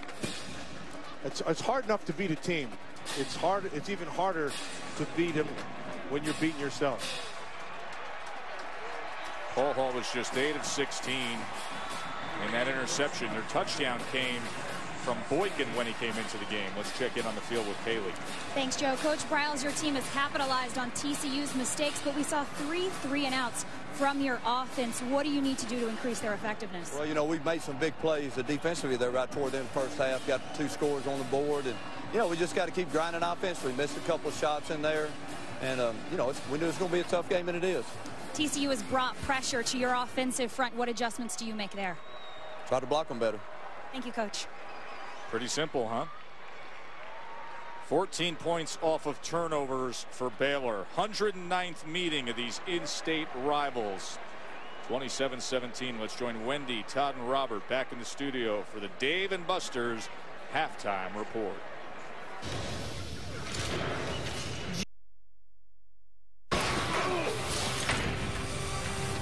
We welcome you back to ESPN College Football, presented by 5-Hour Energy. Number 9 Baylor here at TCU with a 27-17 lead at the half. Look at some of the marks here, and not typical of what we've seen with the Baylor offense as we get ready for the second half. Joe Tessitore alongside Matt Millen. 27 points, but it was turnovers that got the best of TCU. For all intents and purposes, the TCU defense really held them to 13 points. I thought they played them outstanding, Tess, to be honest with you. I thought they took that passing game away and they handled the run game. When they tackled and they kept people inside, they did extremely well. What they didn't do well was score points, but they had excellent coverage, which led to some sacks. And then offensively, this is what they've been getting in their own way. We talked about it earlier. You got the bumble right there, a.k.a. butt bumble. And then the pick at the end of the game, it's kind of a Christmas theme, the bumble. He takes it back 82 yards, but Powell Hall's going to have to play better this second half, make the throws that are there. They're there to be taken, and then defensively they have to continue to do what they've been doing. Ryan Stewart had that 82-yard interception return for a touchdown. 14 points off turnovers at the end of the first half there for Baylor. Casey Paul Hall, just 8 completions for 96 yards, had the interception in that first half. It's TCU be on offense to start this second half.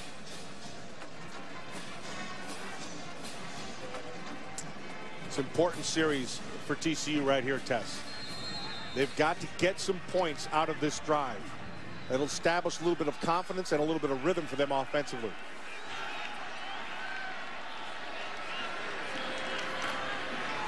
DJ Catalon as they try to work him. Let's go down to the field, check in with Kaylee Hartung. Thanks, Joe. We've got to contest every shot. Gary Patterson brought it back to a basketball analogy in explaining what has worked for his defense against this Baylor offense. As for his offense and the mistakes we've seen, he says we've got to think positively. We want to play for 60 minutes. We want this Baylor team to understand who TCU is.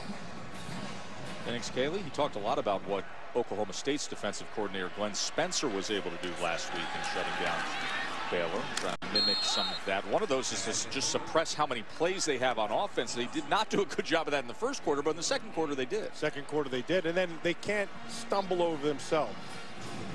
Hall had you have an open receiver. When you've leveraged the defender, that ball has to be on. Put it on him right away. He's been off today.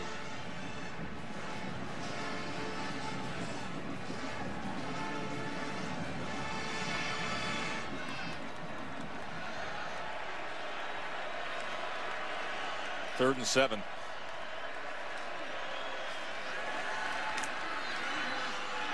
And a strike right over the middle to move the change to Josh Doctson. That's what I'm talking about. That time he put it on him. Doctson came across the middle inside, had coverage from Goodson on the top side. See how he leverages him. He gets between the defender and the quarterback. The ball has to be on him, and he does. Nicely done by Paul Hall right there. 24-yard reception, 120 now for Paul Hall passing. Should be at about 70%, not 50. Catalon. Up 2.5 yards that time for B.J. Catalon. Had the 26-yard run and the 47-yard run earlier in the game, and then it's been a little quiet since.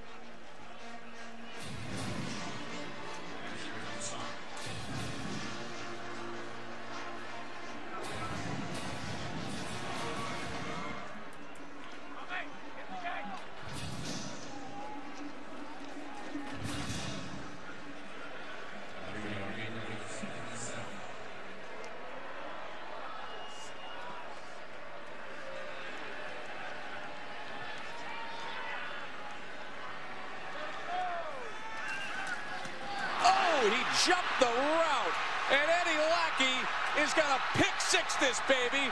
That's 2 today for Baylor. Great call, Tess. It's exactly what he did. He jumped that thing. He baited him. He wanted him to go to the inside. He did it, and he jumped it. Yeah.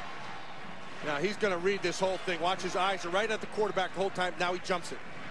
Now he knew exactly where that slot receiver was, and Lakey just took it to the house. That's really well done.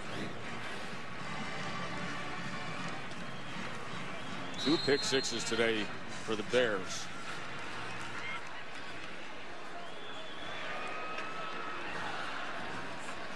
day so far for Casey Paul Hall is not a memorable one.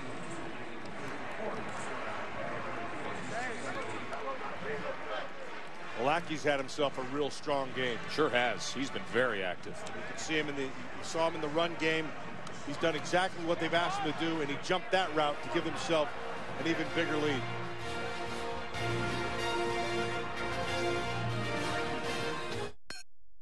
Visit WatchESPN.com or download the Watch ESPN app to watch ESPN live anytime, anywhere. Brought to you by Vizio.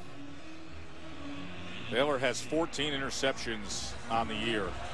2 today, brought back for scores. Eddie Lackey just had a 54-yard pick six. Talk so much about their offense leading the country and scoring at 56.8 points per game. Their defense has been scoring plenty today here at TCU. B.J. Catalan on the kickoff return as he weaves his way out to the 23-yard line. Tess, you talk about their defense, and you're right. For all intents and purposes, this defense has scored 21 straight points.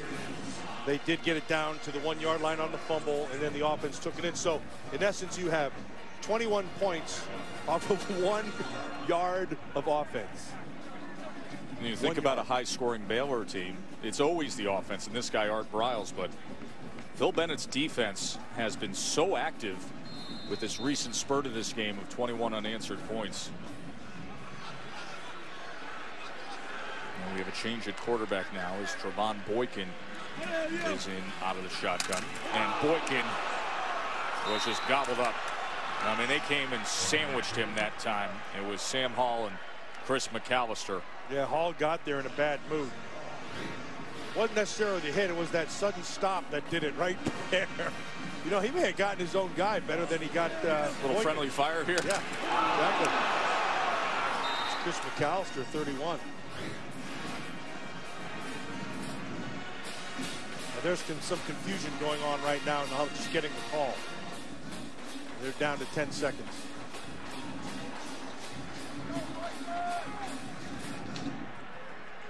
Remember, it was Boykin who threw the touchdown pass earlier. You saw Gary Patterson right there, not pleased at all. That comes from the sideline. That's completely on the sideline. That's not the huddle. Media.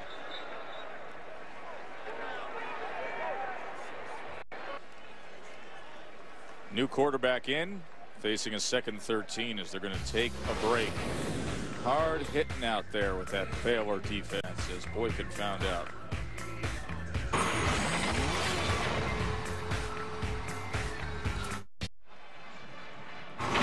ESPN College Football, brought to you by GoPro, the world's most versatile camera.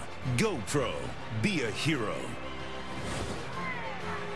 Joe Matt-Cayley here in Fort Worth for number 9 Baylor and TCU, a 17-point lead for Bears. 5 pick sixes this season by 5 different players. 2 of them today here at TCU for Baylor. His 2nd and 13 as Paul Hall comes back in, and he can't connect that time with Jawan Story. Coverage by Goodson. He's had success with Story down that sideline. This time, at the end of that route, Story actually starts to play it back underneath, and the ball took off on him. He misplayed the ball.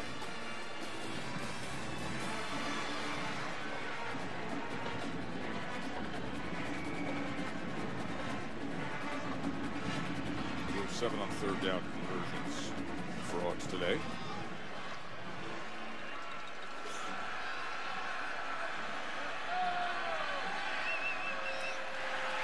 Here's the senior on 3rd and 13.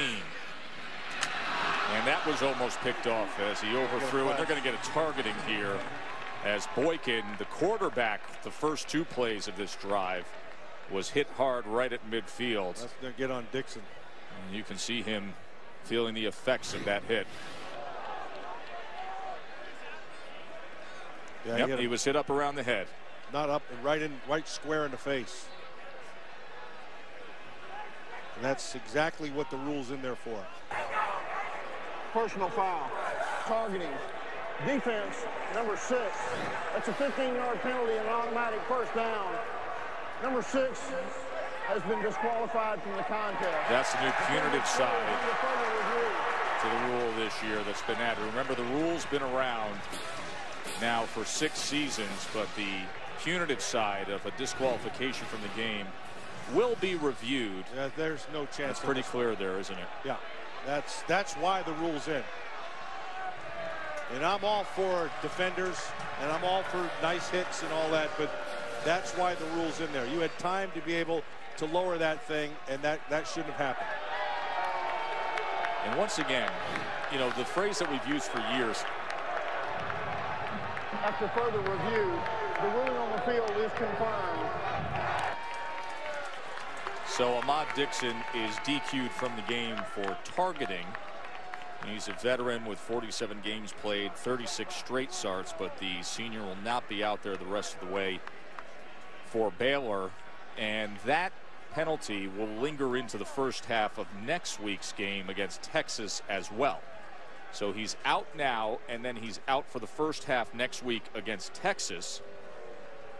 And you hear the phrase helmet to helmet, which is an antiquated phrase now in football, because what they care to see is, number one, 2 ways you can have that penalty: crown of the helmet, leading and making contact and targeting, or what we had there, which was purposeful contact being initiated above the shoulders, the neck or head area. And that definitely qualifies. That was clear as day, Matt. Yeah, that's the right call. Lost in all that is Paul Hall's off again. Ball took off on him. He had a wide open receiver right down the middle. Boykin beat him clean. He's not been on today. So a first down after the 15-yard penalty. And he goes to David Porter.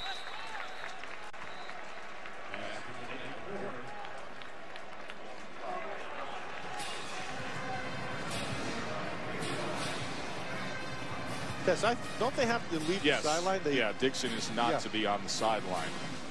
Is the protocol. Standard procedure is that he would be walked to the locker room after being disqualified from the game. And here is Porter shaking free.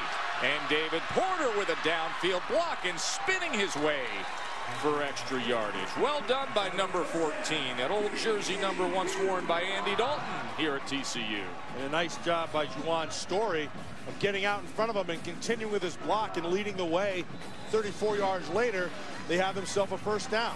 This is the game that, this is all on Porter. I mean, it's a nice job. Paul Hall gets him the ball. That intermediate game is where he's been the best. The deep game has not been there. Paul Hall now looking for Story. Underthrows it, and that worked out really well, as it'll be first and goal for TCU. Tackled by Goodson. And that was a purposeful throw. Story, that was the route he was trying to run, and the ball was delivered right where it had to be. Sets up this first and goal from the 5.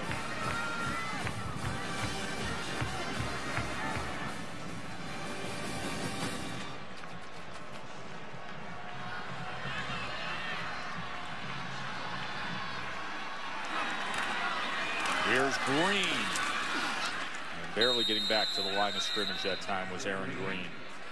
It was Jamal Palmer filling that hole, the defensive end for Baylor. Byron Bonds tackle in there, also in on that play. Those 2 inside guys are playing pretty darn stout in the interior of that defensive line for Baylor. Cole Blackshear, Byron Bonds doing a nice job in there.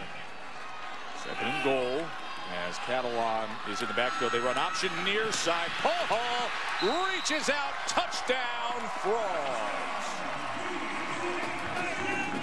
See the difference in that play test?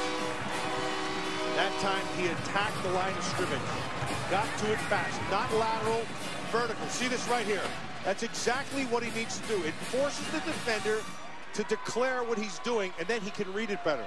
Trahan declared the back, and Paul Hall took the gap.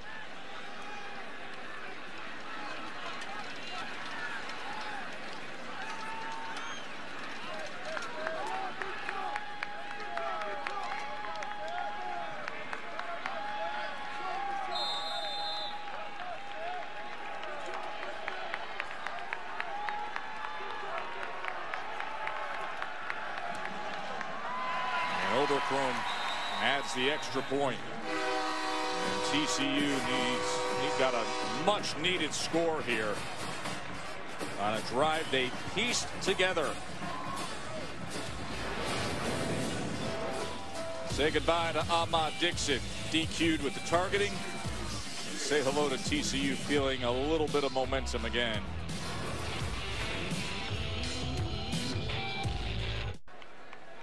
So here's the big question of the night, Millen. What are we eating when we settle in to watch Texas A&M Missouri at 7:45 on ESPN? Yes. If there are any ribs around, like we just had at halftime, we are there. Those were outstanding. Of course, second-year players in college football. You'll see Brett Hundley at UCLA tonight against USC on ABC. And Jonathan Football against Missouri with so much on the line with the SEC East and Mizzou tonight.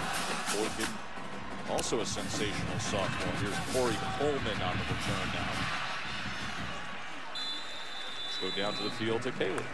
Joe, Ahmad Dixon has now left the field, but not before telling his teammates to keep playing. He was also in on a huddle with defensive coordinator Phil Bennett, telling the secondary they were playing selfishly and playing stupidly. Thank you, Caleb. Interesting. So the message was sent to the defense.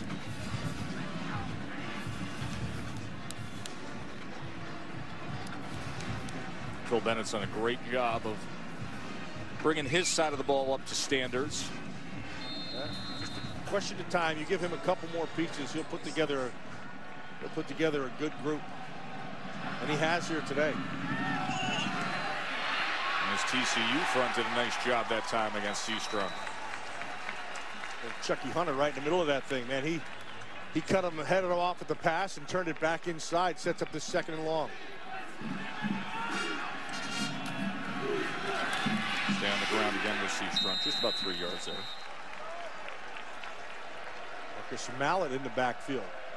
Bring a backer down, sets up third and long. This defense, let's see exactly what they do again. They ran at the line last time. They're bringing Glasgow Martin in, the bigger back.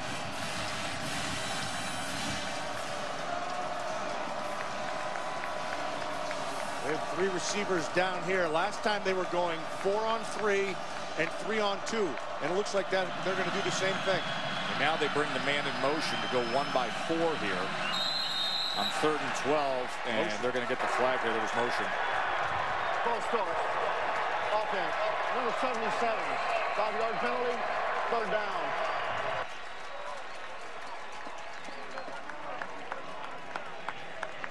I really like that matchup we've been talking about.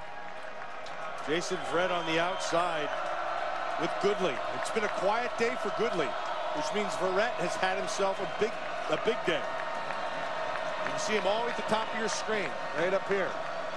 They're all by themselves up there in an island. 3rd and 17. Play action here. Petty pressured. Petty goes down inside the 10. That was John Kuntz. Just a hard-working former walk-on. Yeah, and playing like a big-time player right there. That's nice coming off that edge, and he's going to beat the tackle clean all the way around with a nice inside move. That's really well done. Baker never had a chance. He kicked out. Kuntz took the inside hard, and it was over for Petty. Nice coverage again down the field. This defense for TCU, they are playing lights out. They have played great today, Matt. Spencer Roth from his goal line. As Eccles Looper is driven all the way back to the 26-yard line before he starts heading forward, and he makes up a good amount of yardage that time. But to your point, Matt, this is a 10-point game, and they have served up 21 points to Baylor, and Baylor got a free 21 points from the TCU offense. Absolutely. Remember at the start of the game, Tess, you asked me, did we think that they could handle this offense? The defense handled Baylor's offense. And we said yes. And the reason why, again, it goes back to Gary Patterson. Gary Patterson is doing a phenomenal job. People at home, you need to know, he believes he has to make the perfect call on every play. And that's the way he approaches it. He's really good. Lost about 1.5 yards that time for Green as he was tackled by Palmer. Trevon Boykin, backup quarterback, wide receiver, do-it-all kind of guy for TCU. Well, no matter what you ask him to do, whether you want to run it out in the quarterback spot, catch it from the receiver spot, or throw it out of the quarterback spot, he's done all well here today. On top of it, he took one to the kisser for the team. Let's sustain that drive. He'll be back. He's the only player in the country with 100 yards rushing, 100 yards receiving, and 200 passing in single games this year. 2nd and 9. Paul Hall downfield looking for Catalan. And a flag comes in. So once again, we're going to get a PI here against Baylor. Well, he had Goodson beat. That ball needed to be out just a little bit more. Goodson ran right through him. It's the right call. Defense, number 3. 15-yard penalty, automatic. First down. See, Catalan's on top of him. That ball hangs. Had he thrown it out, you had a chance at a big play. You get the big play anyway with the flag, but it's underthrown. Goodson didn't have the awareness of the ball, and that is the reason for the penalty. So the 15-yard penalty will bring it to the 34.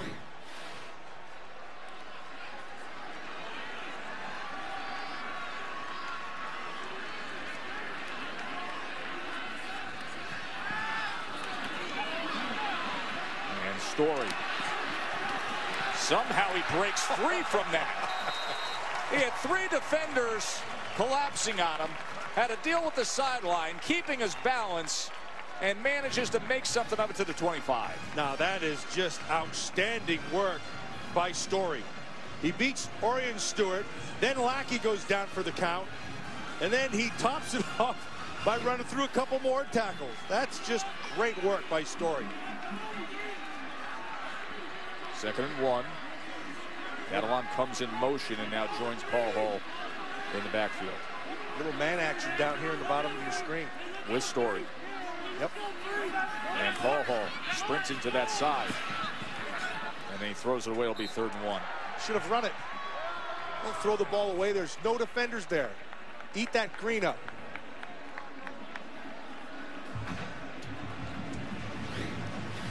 Playing quarterback, there's a lot of things going through now. Right there, just go ahead and take a couple more steps. At the least, you test the line of scrimmage and force a defender to make a choice. And so if he jumps, you can dump it over the top of him.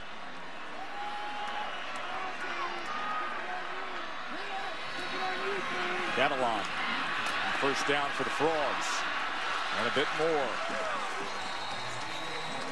You know, Catalan has run through a lot of tackles here today. Baylor defensively, they've not been sure in the tackling department. Catalan early did it, and now here he is doing it again.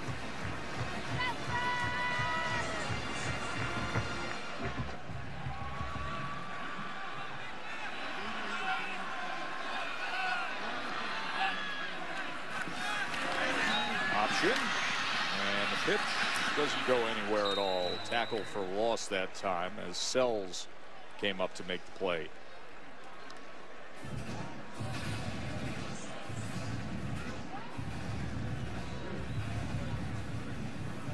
.84-yard day for P.J. Catalan. Got off to a good start. Had a 47-yard run.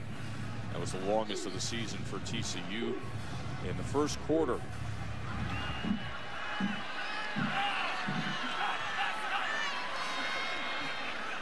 Now they have a stunt on there.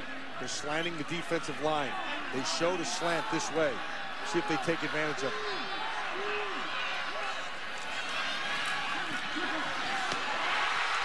Touchdown. And the comeback is on in Fort Worth. Josh Doctson.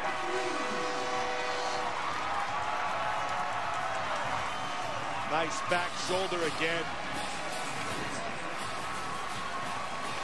Williams has coverage on him. Watch Dotson. It's thrown behind. Come back to it. That's on the throw. That's a nice throw by Paul Hall.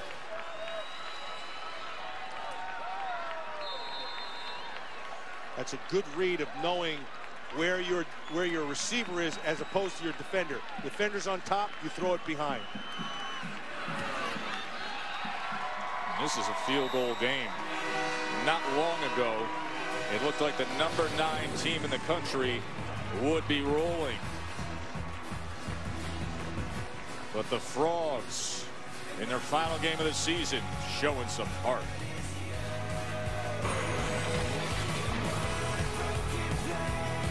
Some interesting happenings today across the country, including what's going on here with Casey Paul Hall, now 3rd all-time in school history, 41 touchdown passes. And who did he pass? Slinging Sammy Ball. Sammy Ball. That's incomplete. Bryce Petty has not quite looked like himself the past 2 weeks. On the road, both at Oklahoma State and now here at TCU. And both teams have played tight coverage on him, forcing him to throw into smaller windows. 2nd and 10 here. Petty looked one way, now asks for blocking the other way and just scoots out at the line of scrimmage. Tight coverage right there again. Verrett on top of the coverage with Goodley, a name we've not called Tess really all day. And he's a burner. I mean, he's their playmaker. Goodley's got 1 catch. Here's a 3rd and 9. This crowd has been supporting this defense all day long. What a stop this would be.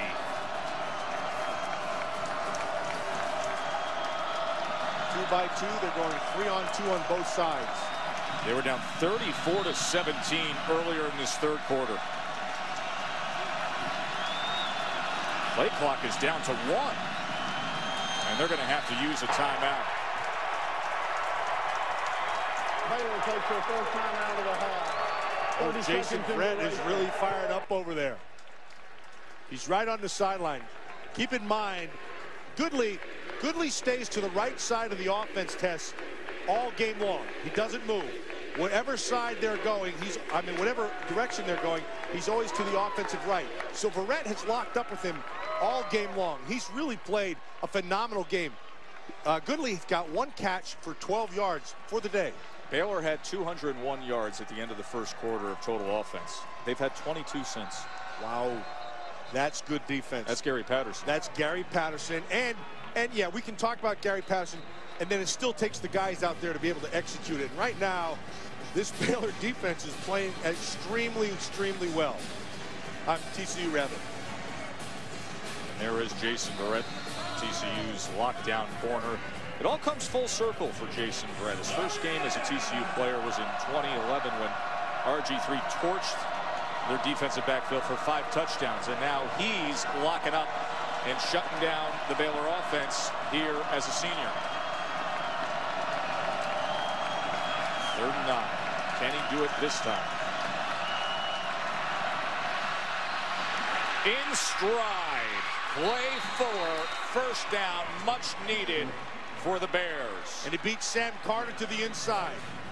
Remember, there's 3-on-2, so you're inside, locked up outside, and then you have the safety over the top. He beat him to the inside. Norwood trying to fight for some. It was a 26-yarder. It was their first play over 20 yards today. Yeah, let's go back to that throw. You can see he got to the inside, and there's nobody sitting in the middle. You have both safeties sitting up high. Your inside defender, as soon as you beat him, you have a chance. The ball came loose there. TCU's fighting for it. Who has it? Oh, it's saying Baylor was able to get on top of it there.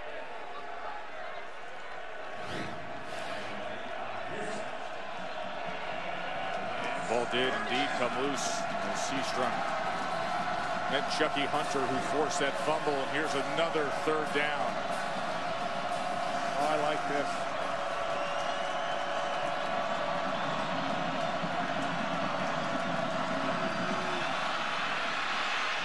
Patiently waited and right at that line to make. Seastrunk took it 5 yards there.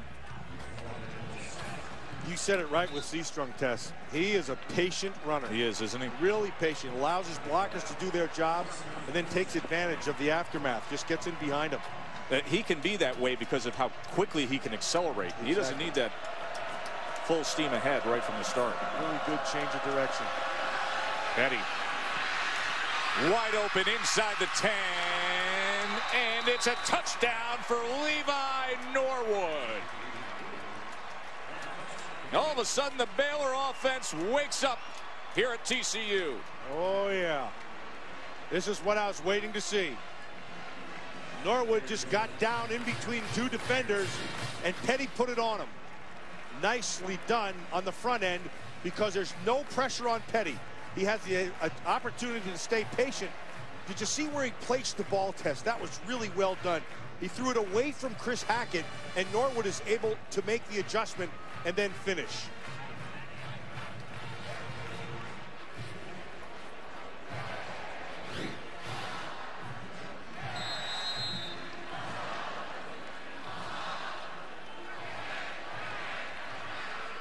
Six touchdown receptions on the year now for Levi Norwood. 25 consecutive games with a catch for Norwood. 41-31, but such an entertaining third quarter. Celebrating its 9th year sponsoring the Good Hands Field Goal Nets, Allstate makes contributions to participating universities' general scholarship funds for each field goal and extra point kicked. And to date, Allstate has contributed more than $3.3 million in scholarship funds.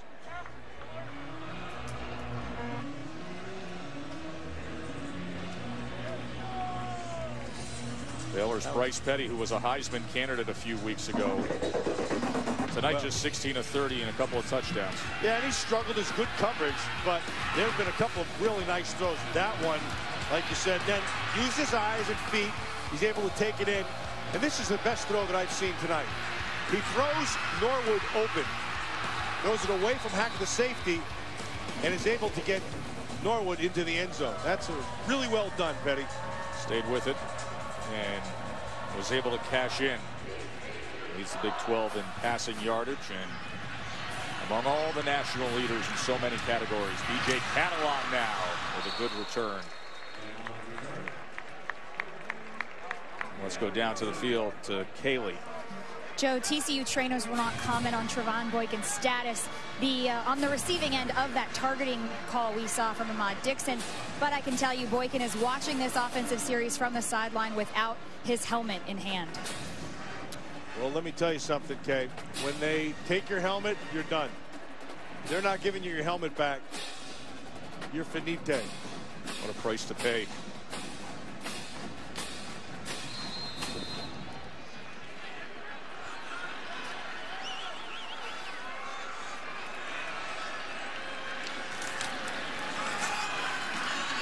Run on the inside as Aaron Green gets 4 yards, and there is Trevon Boykin, the sophomore quarterback, who Ahmad Dixon was DQ'd from the game after the targeting penalty. Had the touchdown pass when he came in. He does it all. Receiver, quarterback. That was thrown low. He was trying to get it to Sonina. Tess, you know who's playing a pretty good game? I've been watching him here. Number 72, Bobby Thompson. He's the right guard, and he's been playing pretty physical. And it's something that they had not had through the course of this season. But just watching him today, he's the guy who's been allowing Catalon to be able to get some movement inside.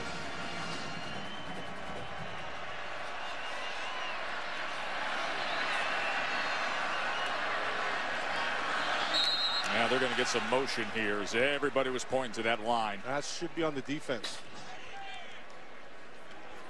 TCU pointing the other way. See how they square it away. Mike DeFee.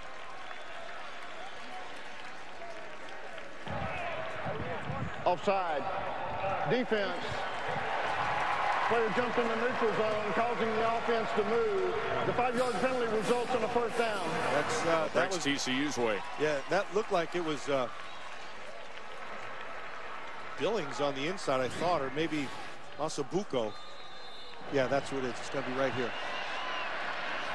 And then Thompson is the guy who reacts. It's a good call.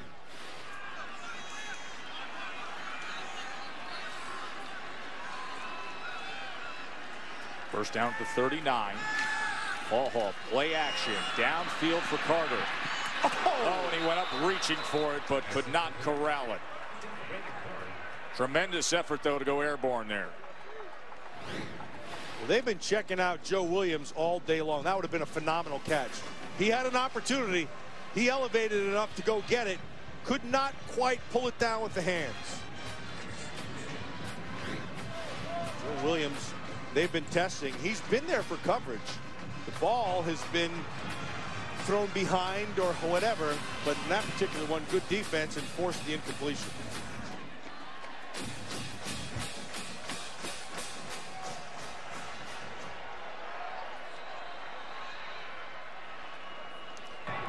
Timeout, TCU. TCU takes the second time out of the half. 30 seconds in duration.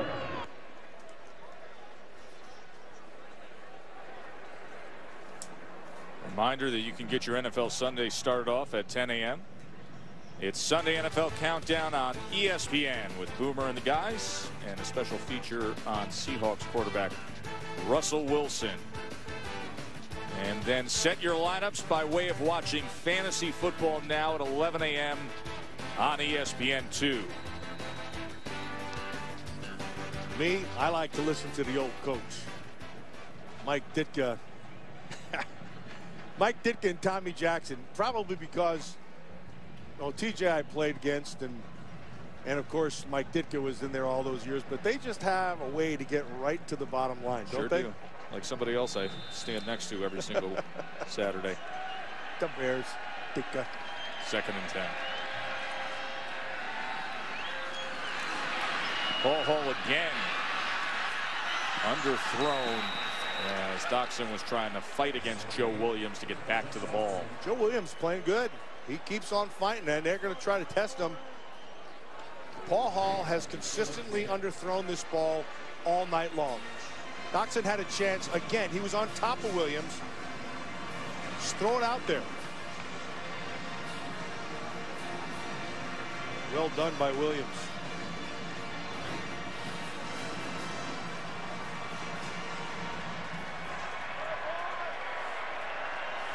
Third and 10.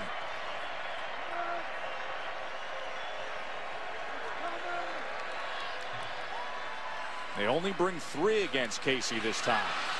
And with that time, he threw it a bit high to Slonina. Boy, he had his time. He had his man. But it'll go incomplete, and they will be punting away. It was high, but this ball needs to be caught. You want to play receiver in this level, those are the catches you make. Paul Hall could have brought it down. But regardless, it's in an area, it's in your hands. That's a ball you have to pull down. Instead, Ethan Perry gets out there to kick away to Levi Norwood.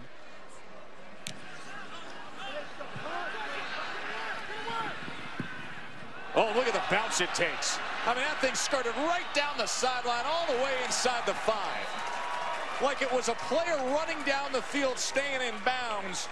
Ethan Perry pins Baylor back. A 57-yard punt, and it was a beauty. Wow, that was right, literally inside the line test. You called it right. How many times do you see a ball land that close to the sideline and stay in bounds? I'm not so sure that wasn't out, but you can see the official on the top. Right up here, his eyeball was right down on it. I think that was Shane Stanley, the side judge there, who may have had a good look at it. That was as good of a bounce as you could get.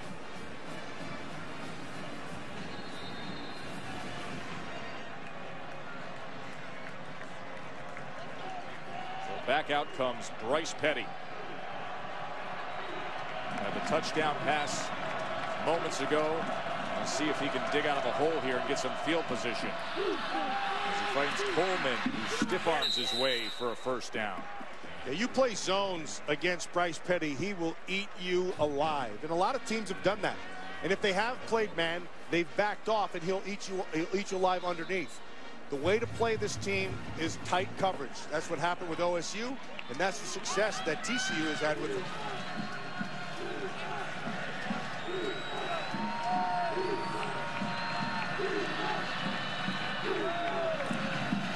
Design quarterback run, and he didn't get Armstead to seal that, so it goes for just a couple of yards. Paul Dawson with the tackle. Nicely done by Dawson.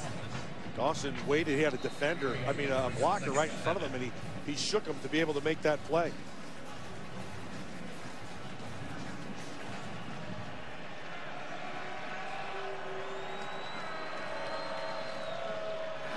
Petty on 2nd and 7. Quick strike, incomplete, as Coleman could not hold on to it. Coleman with the right, good route. Wide open, should have been a catch. Sets up this 3rd down. See if they don't tighten the coverage here. Again, haven't heard Goodley's name all night long.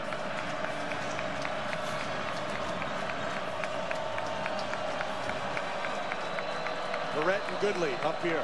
It's been a great matchup, and Barrett's been up to the challenge.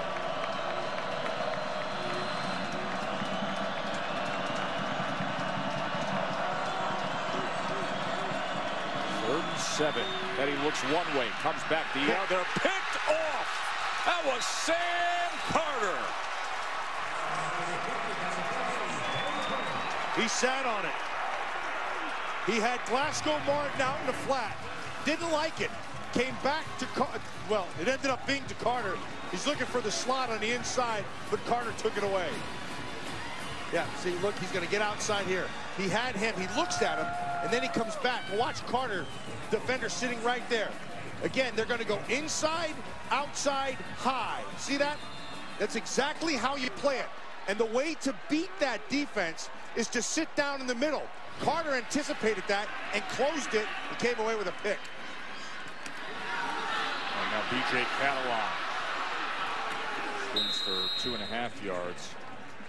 That's the first interception for Petty in the last 230 attempts. Just his 2nd interception in 2013. Will it be a costly one? Can TCU climb right back into this thing? End of the 3rd here in Fort Worth.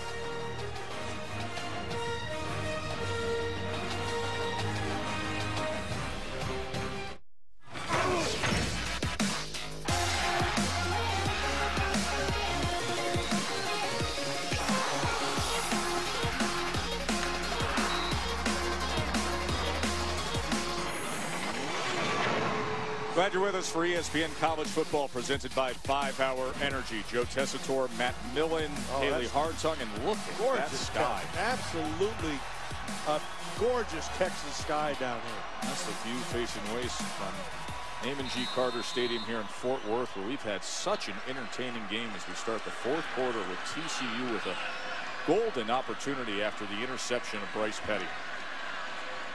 2nd and 7 now. Oh, he's got it. He has got him wide open. Money.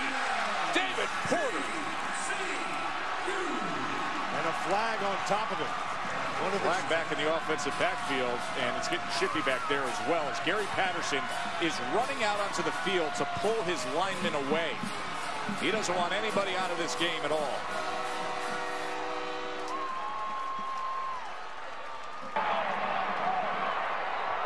Personal foul, roughing the passer.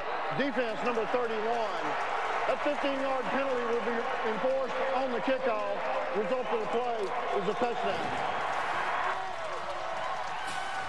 Oh, that is really well done, Tuss. They faked like he was going to come out to block for that screen, that slip screen back underneath.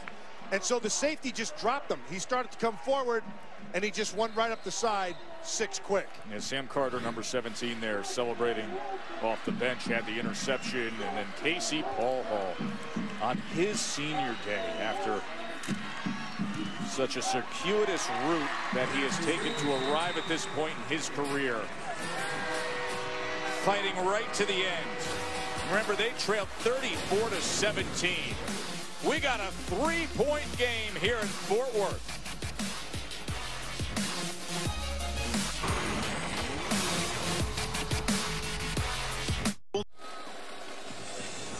Raymond G. Carter Stadium here on the campus of TCU. An off year for TCU, dealing with so many injuries and shake up at quarterback when Paul Hall was out for an extended period. But what a way to try to finish strong against the #9 team in the country as they have rallied back to within 3. Remember, there was the penalty, and that's why they went for a touchback, the big kick. Here's Kaylee. Joe, on this senior day, as the TCU defense takes the field, these seniors relishing the moment. Elijah Olabode saying, this is it. This is my last 4th quarter here. And Jason Verrett saying, let's do this right now. This is it. This is it. They won't have a bowl game this year, but they got a shot to knock Baylor down. Well, Joe, if this defense takes the cue from Jason Verrett, he has played lights out today.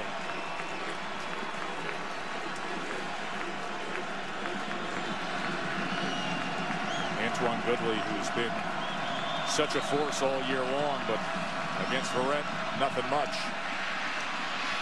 And here's Linwood, Jock Linwood, who we haven't seen as much of today, with Seastrunk and Martin back healthy in the backfield for Baylor. They lost yardage on that. Oh, no, they did. They picked up about a half yard. Sorry.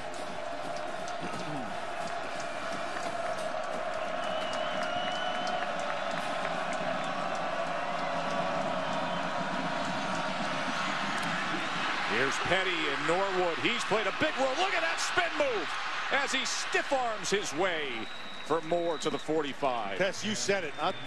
He has quietly had himself a great year and a great game. Every time they've needed something, a big play, they've gone to Norwood. Norwood is one of those guys you kind of don't hear about him. He'll play in the National Football League for a while. Been very impressed with him today. Also a special teamer as Martin carries it for 3. Looks like they picked up some of their mojo here, Tess, this offense. 7-catch day for Levi Norwood.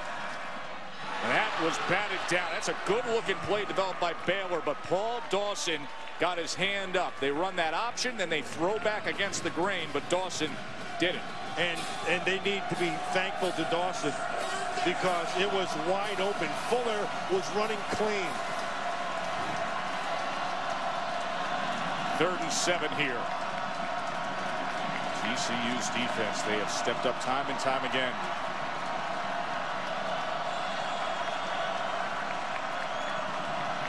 Here's Verrett down here with Goodley. Pressing him again, Matt. Petty scrambling, trying to extend the play, and then he's taken down by Lathan. Lathan should turn around and give a kiss to Jason Verrett.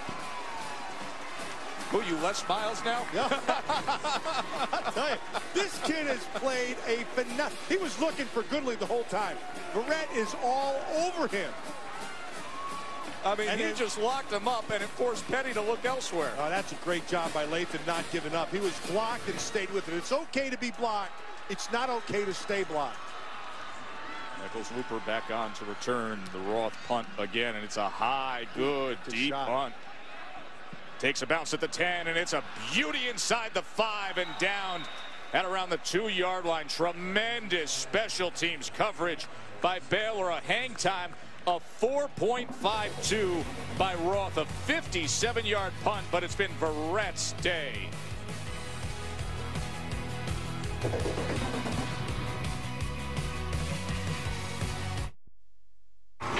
ESPN College Football is presented by 5 Hour Energy Helps, a program that recognizes those who put others first.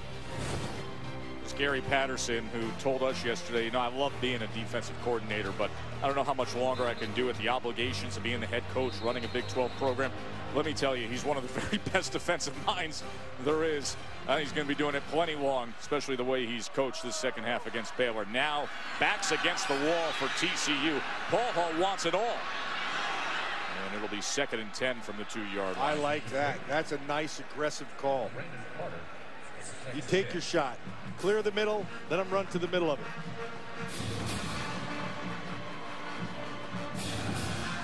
This is a time right now that this Baylor defense has got to step up. They have to hold them back here to get the field position to be able to help this is kind of odd to say, to help their offense. But this TCU defense is taking this offense away. So it's now time for this Baylor defense to do their part. So here's 2nd and 10 from their own 2. Catalan, can he give him some breathing room? He does, but it'll be 3rd down. Does get the breathing room there.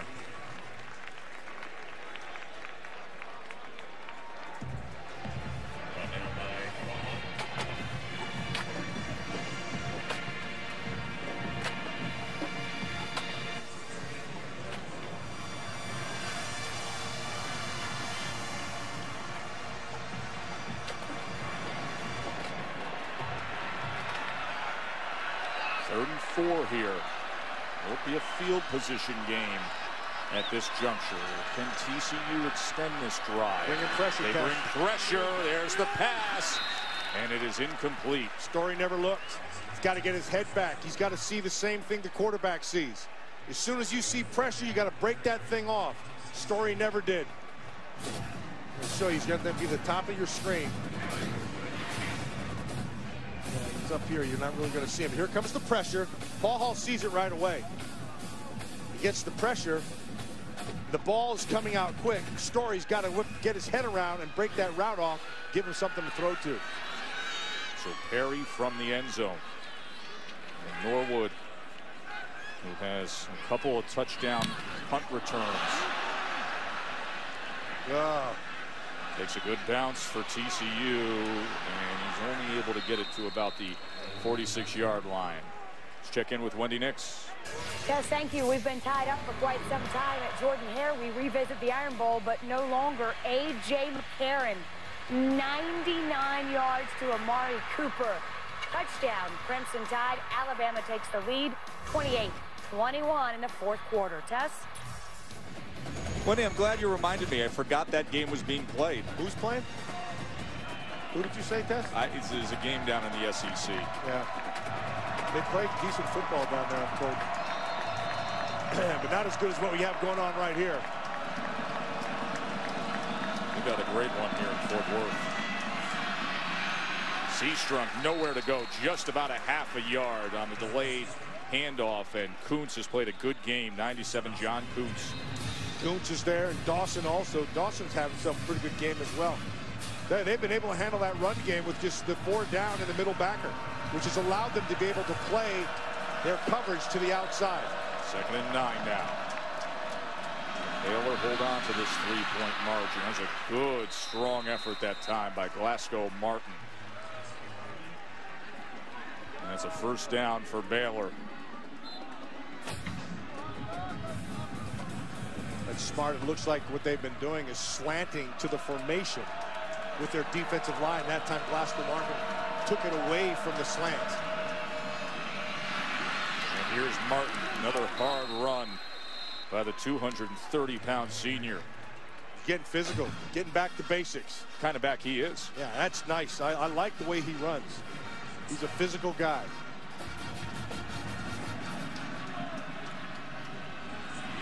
And this time they fill that hole as Marcus Mallett came up for the tackle against Martin.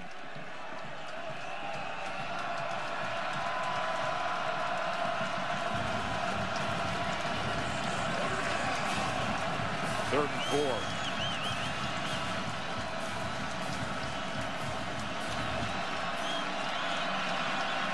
Offensive genius against defensive genius. Art Briles, Gary Patterson. Patterson likes to look over that formation, quickly get the defensive call in. You see Petty checking with the sideline. They stay on the ground, and Martin, it'll depend on the mark here. He's going to be short. See the linesman right there? That's Walt Coleman. And he gave him the right foot spot, and that's going to be, ooh, I would contest that. I mean, our line is not dead on, But it shows short. I'd ask for the measurement. They're not going to get it. They're just moving the chains. First down, Baylor. And now the whistles do come in. The previous play is under further review. See, now you're going back to mark it again. Yeah, that's what I don't like about that. He's down, and you can see the linesman coming in. He'll come in from the sideline, and he's going to spot it right where he gives it a right foot spot.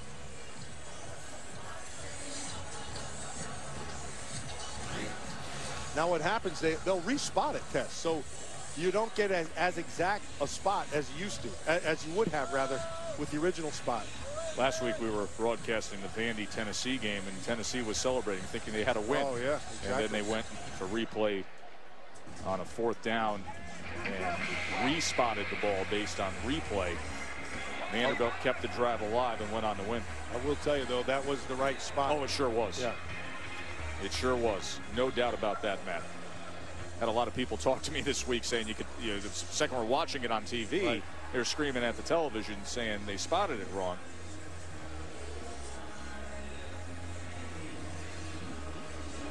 Bob Vucetic is the replay official for this Big 12 crew, led by Mike Defee. And such an entertaining game between two programs that compete a lot in the same recruiting wars and find themselves overlapping with similar players. They've had some thrillers in their shared history through the years, and back to being conference rivals now. Tess, I think both these coaches share something that's rare. I think they're both outstanding evaluators. And see, everybody gets caught up in the recruiting game. It's not about recruiting. It's about evaluating. And both these guys do a very good, and both of them take a very, very active role. They're the last say in if you get a yes or a no. To your point, Texas Longhorns have had 5 stars for the past quarter century coming in the front door on signing day. These guys go around collecting 2 and 3 stars, and they play like 5 stars. And they develop them. They develop them. That's the big deal. And Gary Patterson's done a great job of taking guys that have been around the ball in high school and putting them on defense. Oh yeah, both these guys, I can't say enough about them. I think they're two of the best coaches in college football. Both come at it from different angles, but both have a lot of similarities. Art, he loves his offense, and Gary loves his defense. But they know they need players to be able to get both sides done, and they've done just that.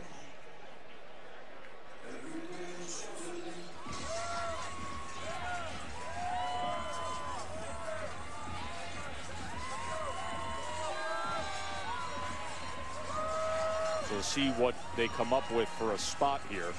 Remember, the spot on the field prior to replay was marked in favor of Baylor for a first down.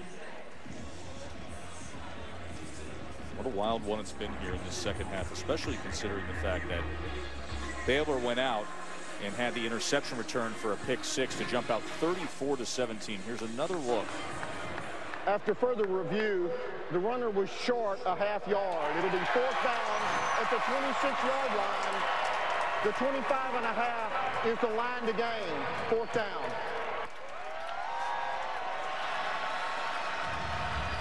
So, here we go again, Tuscaloosa. Here we go, Matt.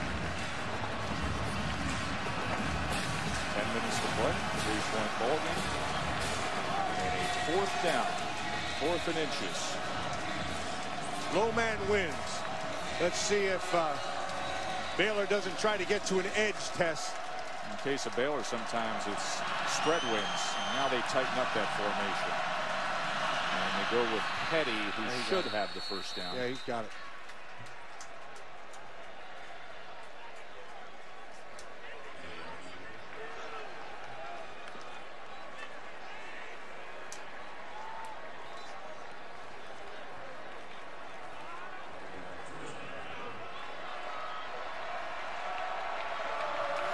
Baylor can push in their lead here.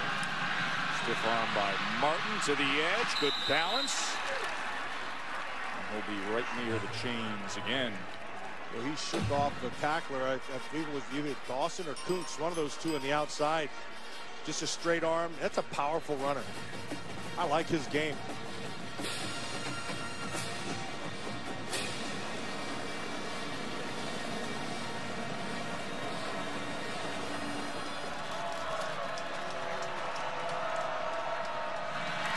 There's Martin just 2 yards there. They're going man-to-man, Tess, on the outside. They're taking Baylor's 3 receivers on the outside, and they're locking them up. Red on one side, and then on the other side, they're doing the same thing. Just a nice job. Kevin White's on the outside out there, and you got Olabode on the inside receiver.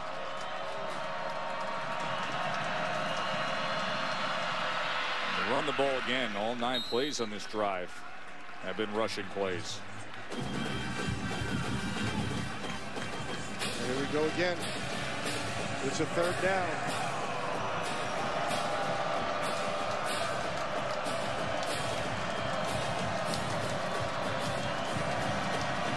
Third down and 6.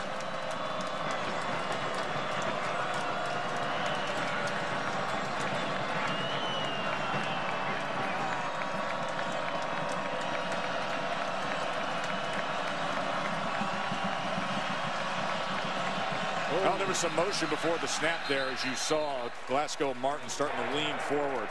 False start. Offense. Number 8. 5-yard penalty. 3rd down. He was going to throw that thing. Verrett and Goodley were locked up. Goodley had an inside route. Verrett had no help. I would expect to change that right now. Hackett is to his side. You see him right down here. I would expect him to deepen a little bit now. You have room to play with.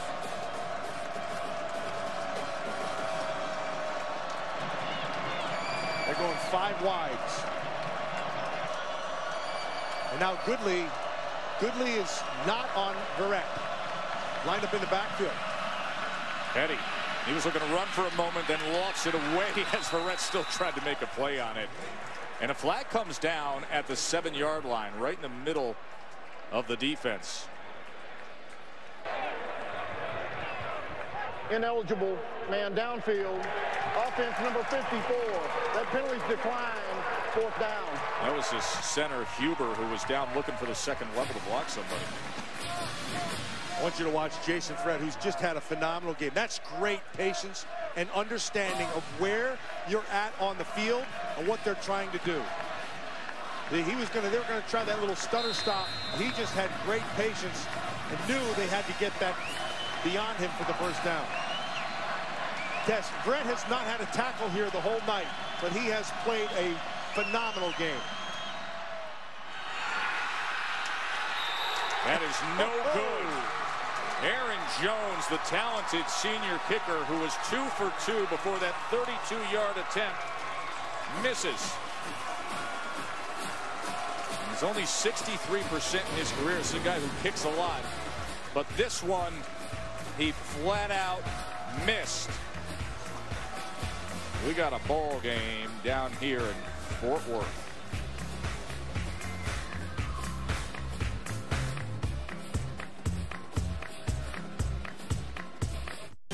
Coming up shortly, the battle for bragging rights in the Palmetto State. Jadeveon Clowney in South Carolina set to face Clemson. This game set to kick off minutes from now on ESPN News, and then we'll move to ESPN2. All right, Wendy, so that's the game plan. And we got a good one here with 7:31 remaining, 41-38. TCU has put together every scheme possible against the Baylor offense to stay in this one. Now let's see what their offense offers up as Aaron Green will start off this drive running the ball.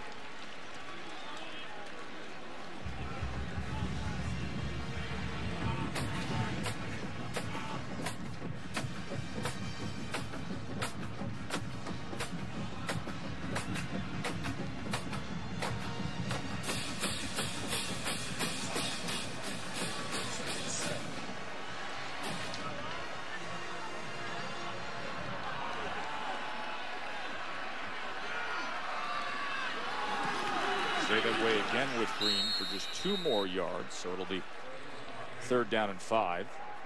3rd and 5. They've been patient with that run game. Part of it, Paul Hall's been better here as this game has gone on. He's gotten a little better, but it's still, his downfield throws tests have taken off on him. The intermediate throws is where he's been pretty good.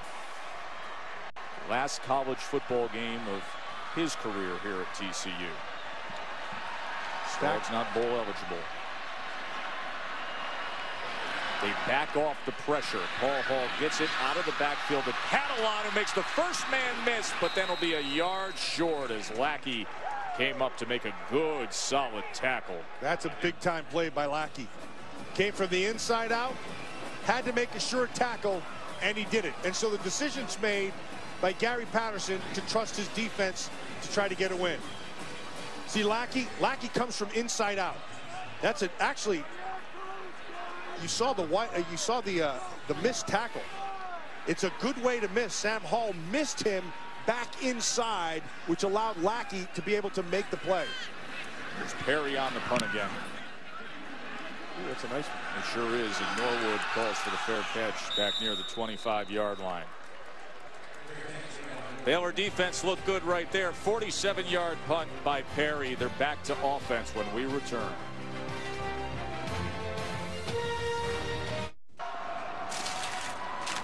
Hardest working players brought to you by Polaris. And it's been a night when defense on senior day has been the focus. And Gary Patterson knows what Jason Verrett wants this night to be all about.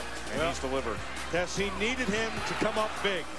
And he has come up big all night long. Like I mentioned earlier, not a single tackle did he make all night, but he made plays all over the field. His presence has taken away Goodley, probably their best player. And one of the biggest game breakers in the entire nation, Antoine Goodley, with 12 touchdowns, had an 83-yarder earlier this year, but not tonight, matched up against Jason Verrett. The senior star corner for Gary Patterson and Dick Bumpus's TCU defense. A little switch here. He always lines up to the offensive right. Right now, he's lined up to the offensive left. He's up top here. Got a lot of green behind him. They're trusting Verrett to handle the whole thing. That was a good cut down by Paul Dawson, getting in there against Glasgow Martin. Dawson's had himself a real nice game here tonight. Tip balls, a couple of nice tackles inside. All that for a guy who was a high school wide receiver. Exactly. And Tess, you know, all that means nothing up to this point. Right now, for that TCU defense, this is what Gary Patterson has bet on. He bet that his defense would get him to this point and win this down. This is it. 3rd and 4. And they get the ball back. Baylor offense has been sensational all year long. Tonight it's been choppy a bit at times. Oh, you just mentioned Dawson. A flag is down. Hackett and Dawson read that thing perfect. Prior to the snap, false start, offense. Number 68, 5-yard penalty, 3rd down. That could be a blessing in disguise. It gives them another chance. Absolutely. They had a great call. That's a great call by Gary Patterson as he calls Hatchett. See him up top, he's going to come down. He anticipates it extremely well. You see the jump on the inside, but now you got the 3rd and long. 110 penalty yards tonight assessed against Baylor. TCU's only had a couple penalties against them. 3rd and 9. Pressure got to him. Incomplete. 3:46 remaining, and Gary Patterson's team is going to have a chance. That was Chucky Hunter disrupting things against Bryce Petty. They have gotten pressure really this second half. They've done a nice job. That time was Chucky Hunter. Lathan earlier had pressure. Kuntz has had pressure. Did a nice job all the way around. Tua'ua is another one who's had pressure here tonight. Gary Patterson called himself a great defensive game.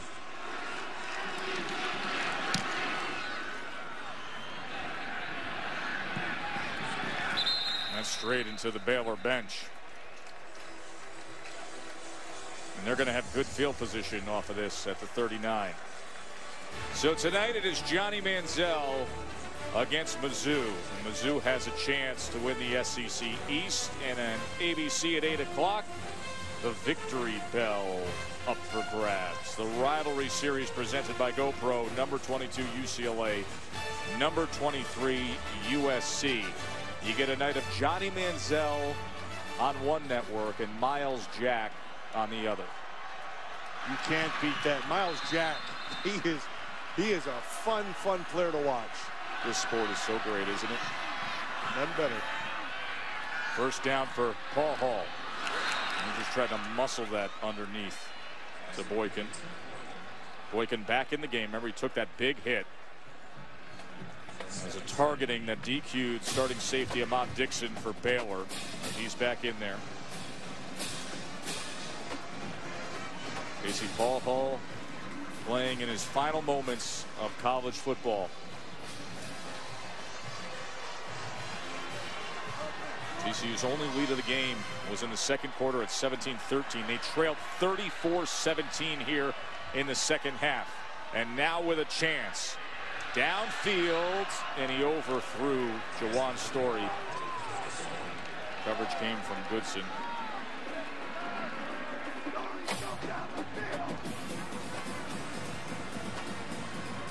They've been trying that throw all night long, Tess. The only time they've had success is when there's been a penalty and there was one throw that was a back shoulder that he had success with.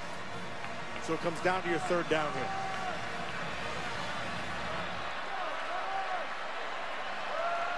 See if they don't bring pressure. Here they come. 3rd and 10. They have the slot. And it was Boykin. False start. Offense. Number 2. 5-yard penalty. 3rd down. There's Boykin in the slot. And it'll back him up now. So he saw the pressure coming, and he reacted to the blitzers. They were going to bring it. Now they won't. They won't bring pressure here. You got 3rd and long, a real long, 3rd and 15 plus. And so they'll just play a zone, and they'll set their wall at about 14 yards. They need to get to the 49-yard line. 3rd and 15. They bring 4, run a stunt, pick it up, downfield, looking for him. And it was almost intercepted as Stewart was juggling the ball out of bounds. Orion Stewart had a pick 6 earlier tonight. And this time he was defending here deep against Porter. Well, that's a good call by the official. You see the side judge right there. He did catch it, but he caught it out of bounds. Tess, they've been trying that route down that right sideline the whole night. They're going to go for it here on 4th. They have 1 timeout remaining. There's 3:20 left. And they're at their own 34-yard line. So they'll go for it on 4th and 15.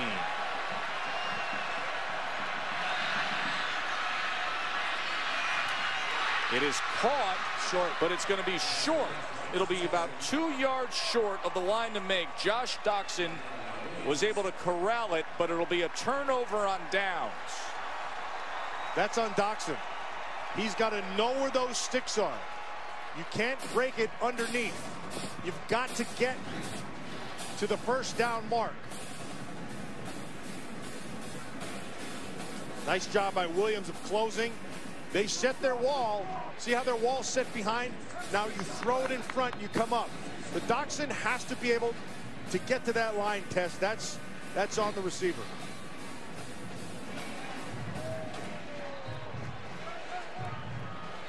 A disappointment for Casey Paul Hall.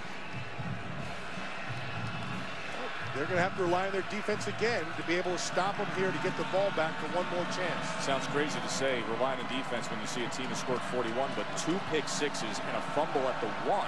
And basically 21 points has been scored by the Baylor defense.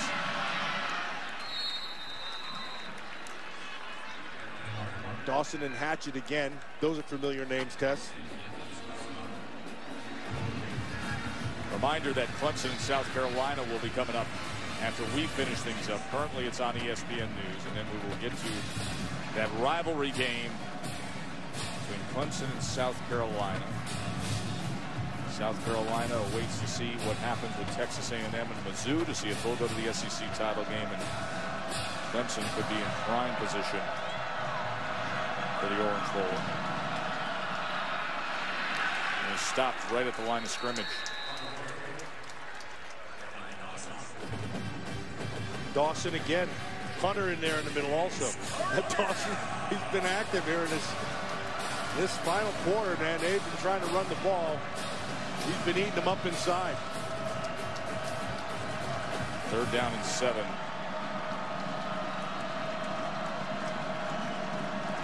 Three for 6 from this range of 3rd down conversions.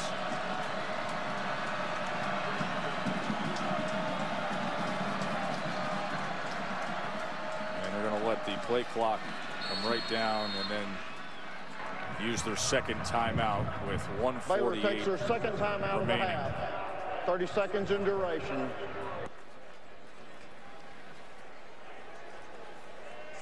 So we just mentioned what's happening with Clemson, South Carolina tonight.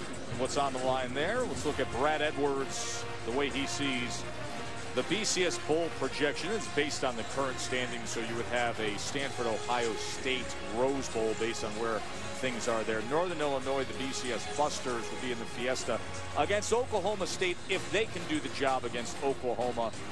See what happens in the Iron Bowl. Who could play for the national title? Alabama, Florida State. And then you talk about great offense, great defense. The Orange Bowl potentially is Taj Boyd's final college game against that tremendous defense of Michigan State.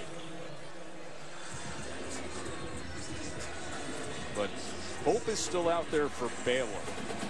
If they can get a win here today against TCU, they have had a fight and scratch and claw for it here in Fort Worth, and beat Texas and get Oklahoma to upset Oklahoma State, then Baylor can win the Big 12, a position that they were in control of before last week's visit to Stillwater. Here's your 3rd and 7. And Martin is taken down just inside the 40. So it'll be 4th down there, and TCU will use its final timeout. Takes its 3rd and final timeout of the half. 30 seconds in duration. So you want to punt it and try to pin him? Or do you want to take a little chance here? I wouldn't go for it here. I'd punt it. It's been a tremendous day of football. You know what I've enjoyed so much about this game? You didn't know what TCU was going to bring to the table, but we knew we had a great offensive genius in Art Briles against a proud coach in Gary Patterson in a rough year. But you give Gary Patterson 2 weeks to dial up a defensive scheme. I've said this before. I think he is as good as there is. I don't know if there's any better in college football putting together a defense. Guy's got a great defensive mind. He knows exactly what he wants to take away, and he did just that. He bet on Verrett. Good bet. Then he bet on the rest of this group, and they've come through just like this last. They're going to get the ball back here one more chance, and Paul Hall's going to have a chance to end his season the way he wants to.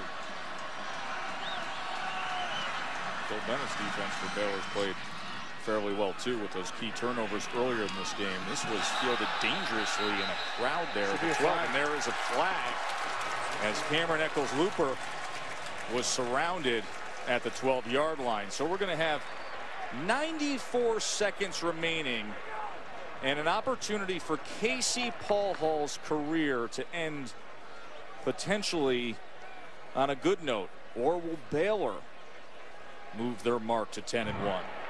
Kick catch interference. Kicking team. 15-yard penalty from the spot of the foul. 1st down. Let's get an update from Wendy Nix. Yes, thank you. We get an update from Auburn and Alabama. 43 seconds to play. 28-21 Crimson Tide. How about this? Nick Marshall to Sammy Coates into the end zone. And just like that, this game tied as we wrap it up in regulation. Sammy Coates may be the fastest player on that field, and he came up big for Auburn. That's incomplete. Trying to find Story again. He's been looking Juwan Story's way a lot.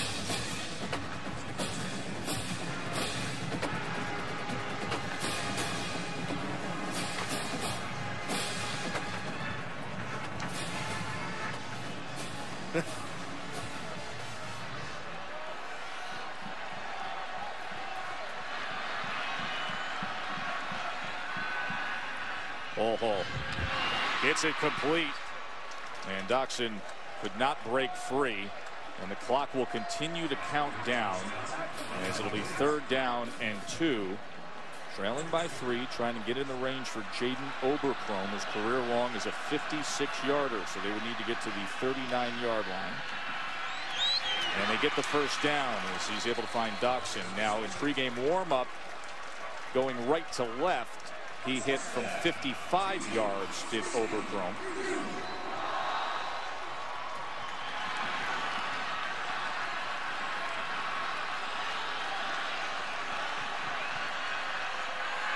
Three seconds and counting. Paul Hall with time downfield. That should be a flag. And it is, as there was a lot of contact as Lisenby was hooked up with Dimitri Goodson. Goodson got in his business right at about the 45-yard line. Pass interference. Defense, number 3. 15-yard penalty. Automatic. First down.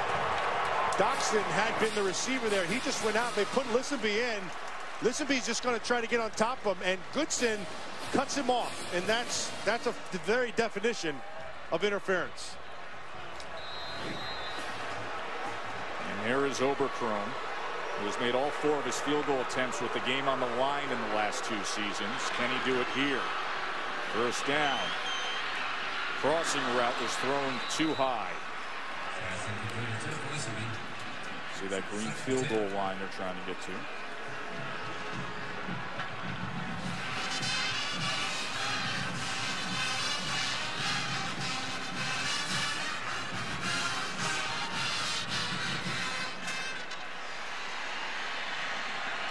Field goal line at the 38 because he hit a 55-yarder in warm-ups going in this direction, did Oberchrome. Paul Hall wants more than that. He threw it too far to the outside of Lisenby. I wonder if they've charted that route test with the kind of success they've not had over there. It's been incredible all night long. Really. Get back over here to the other side where you've had some success. Bill Bennett's done a great job as the defensive coordinator for Baylor, bringing his program to its highest heights, but he wants one more stop in these final 35 seconds. No timeouts for TCU. What will they come up with? Got to be careful here and get out of bounds if you're going to do that, and he does, and he gets the first down as well. That was a huge run by Paul Hall. Now they're well within the range of Jaden Oberchrome. 28 seconds. Be smart with the ball. First downs. Now defensively, you've got to be able to get some kind of pressure, and they've not been able to get it at all. Here it comes. Here comes the pressure. They pick it up. Fighting for the first down, so they will get the temporary stoppage is David Porter. And that, Tess, is what you do. That's the hot. That's the first time they've run that hot all night long. And now he clocks it. With 18 seconds remaining, they clock it. And now they can think strategically here. Well, you still have 3 plays. You can get 3 plays off. You can work the sidelines, but you don't have to. You can still work the middle of the field. The clock will stop if you get a first down. So if I'm going to take a shot, now's the time I take a chance to the middle of the field to get up there and clock it again, or if you want to, but the clock would stop with the first down. It's a 40-yard attempt from where they have the ball right now.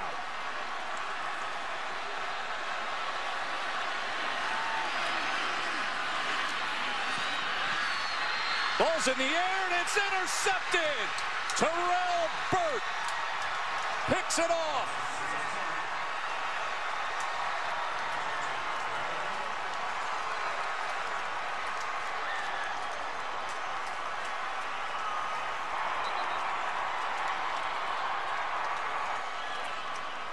And for Casey Paul Hall, this is how it'll end. Off of Brandon Carter and into the arms of Terrell Burt. Hall is the man who made the play. Hall got his hands on it, tipped it up.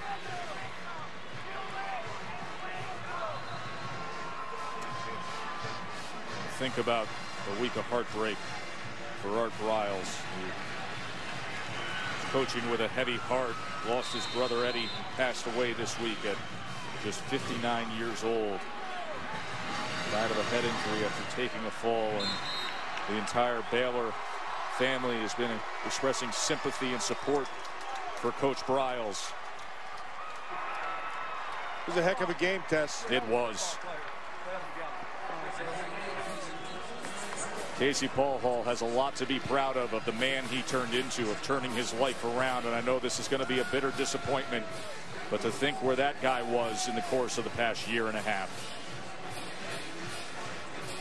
Hall with the tip, ball in the air, game over with Burt's pick. Our final score is 41-38. You'll want to stay tuned for ESPN's college football primetime, because it's a great one. Number 6 Clemson, number 10 South Carolina. And for that, we get you to Columbia, South Carolina with Mark Jones. Take it away, gentlemen.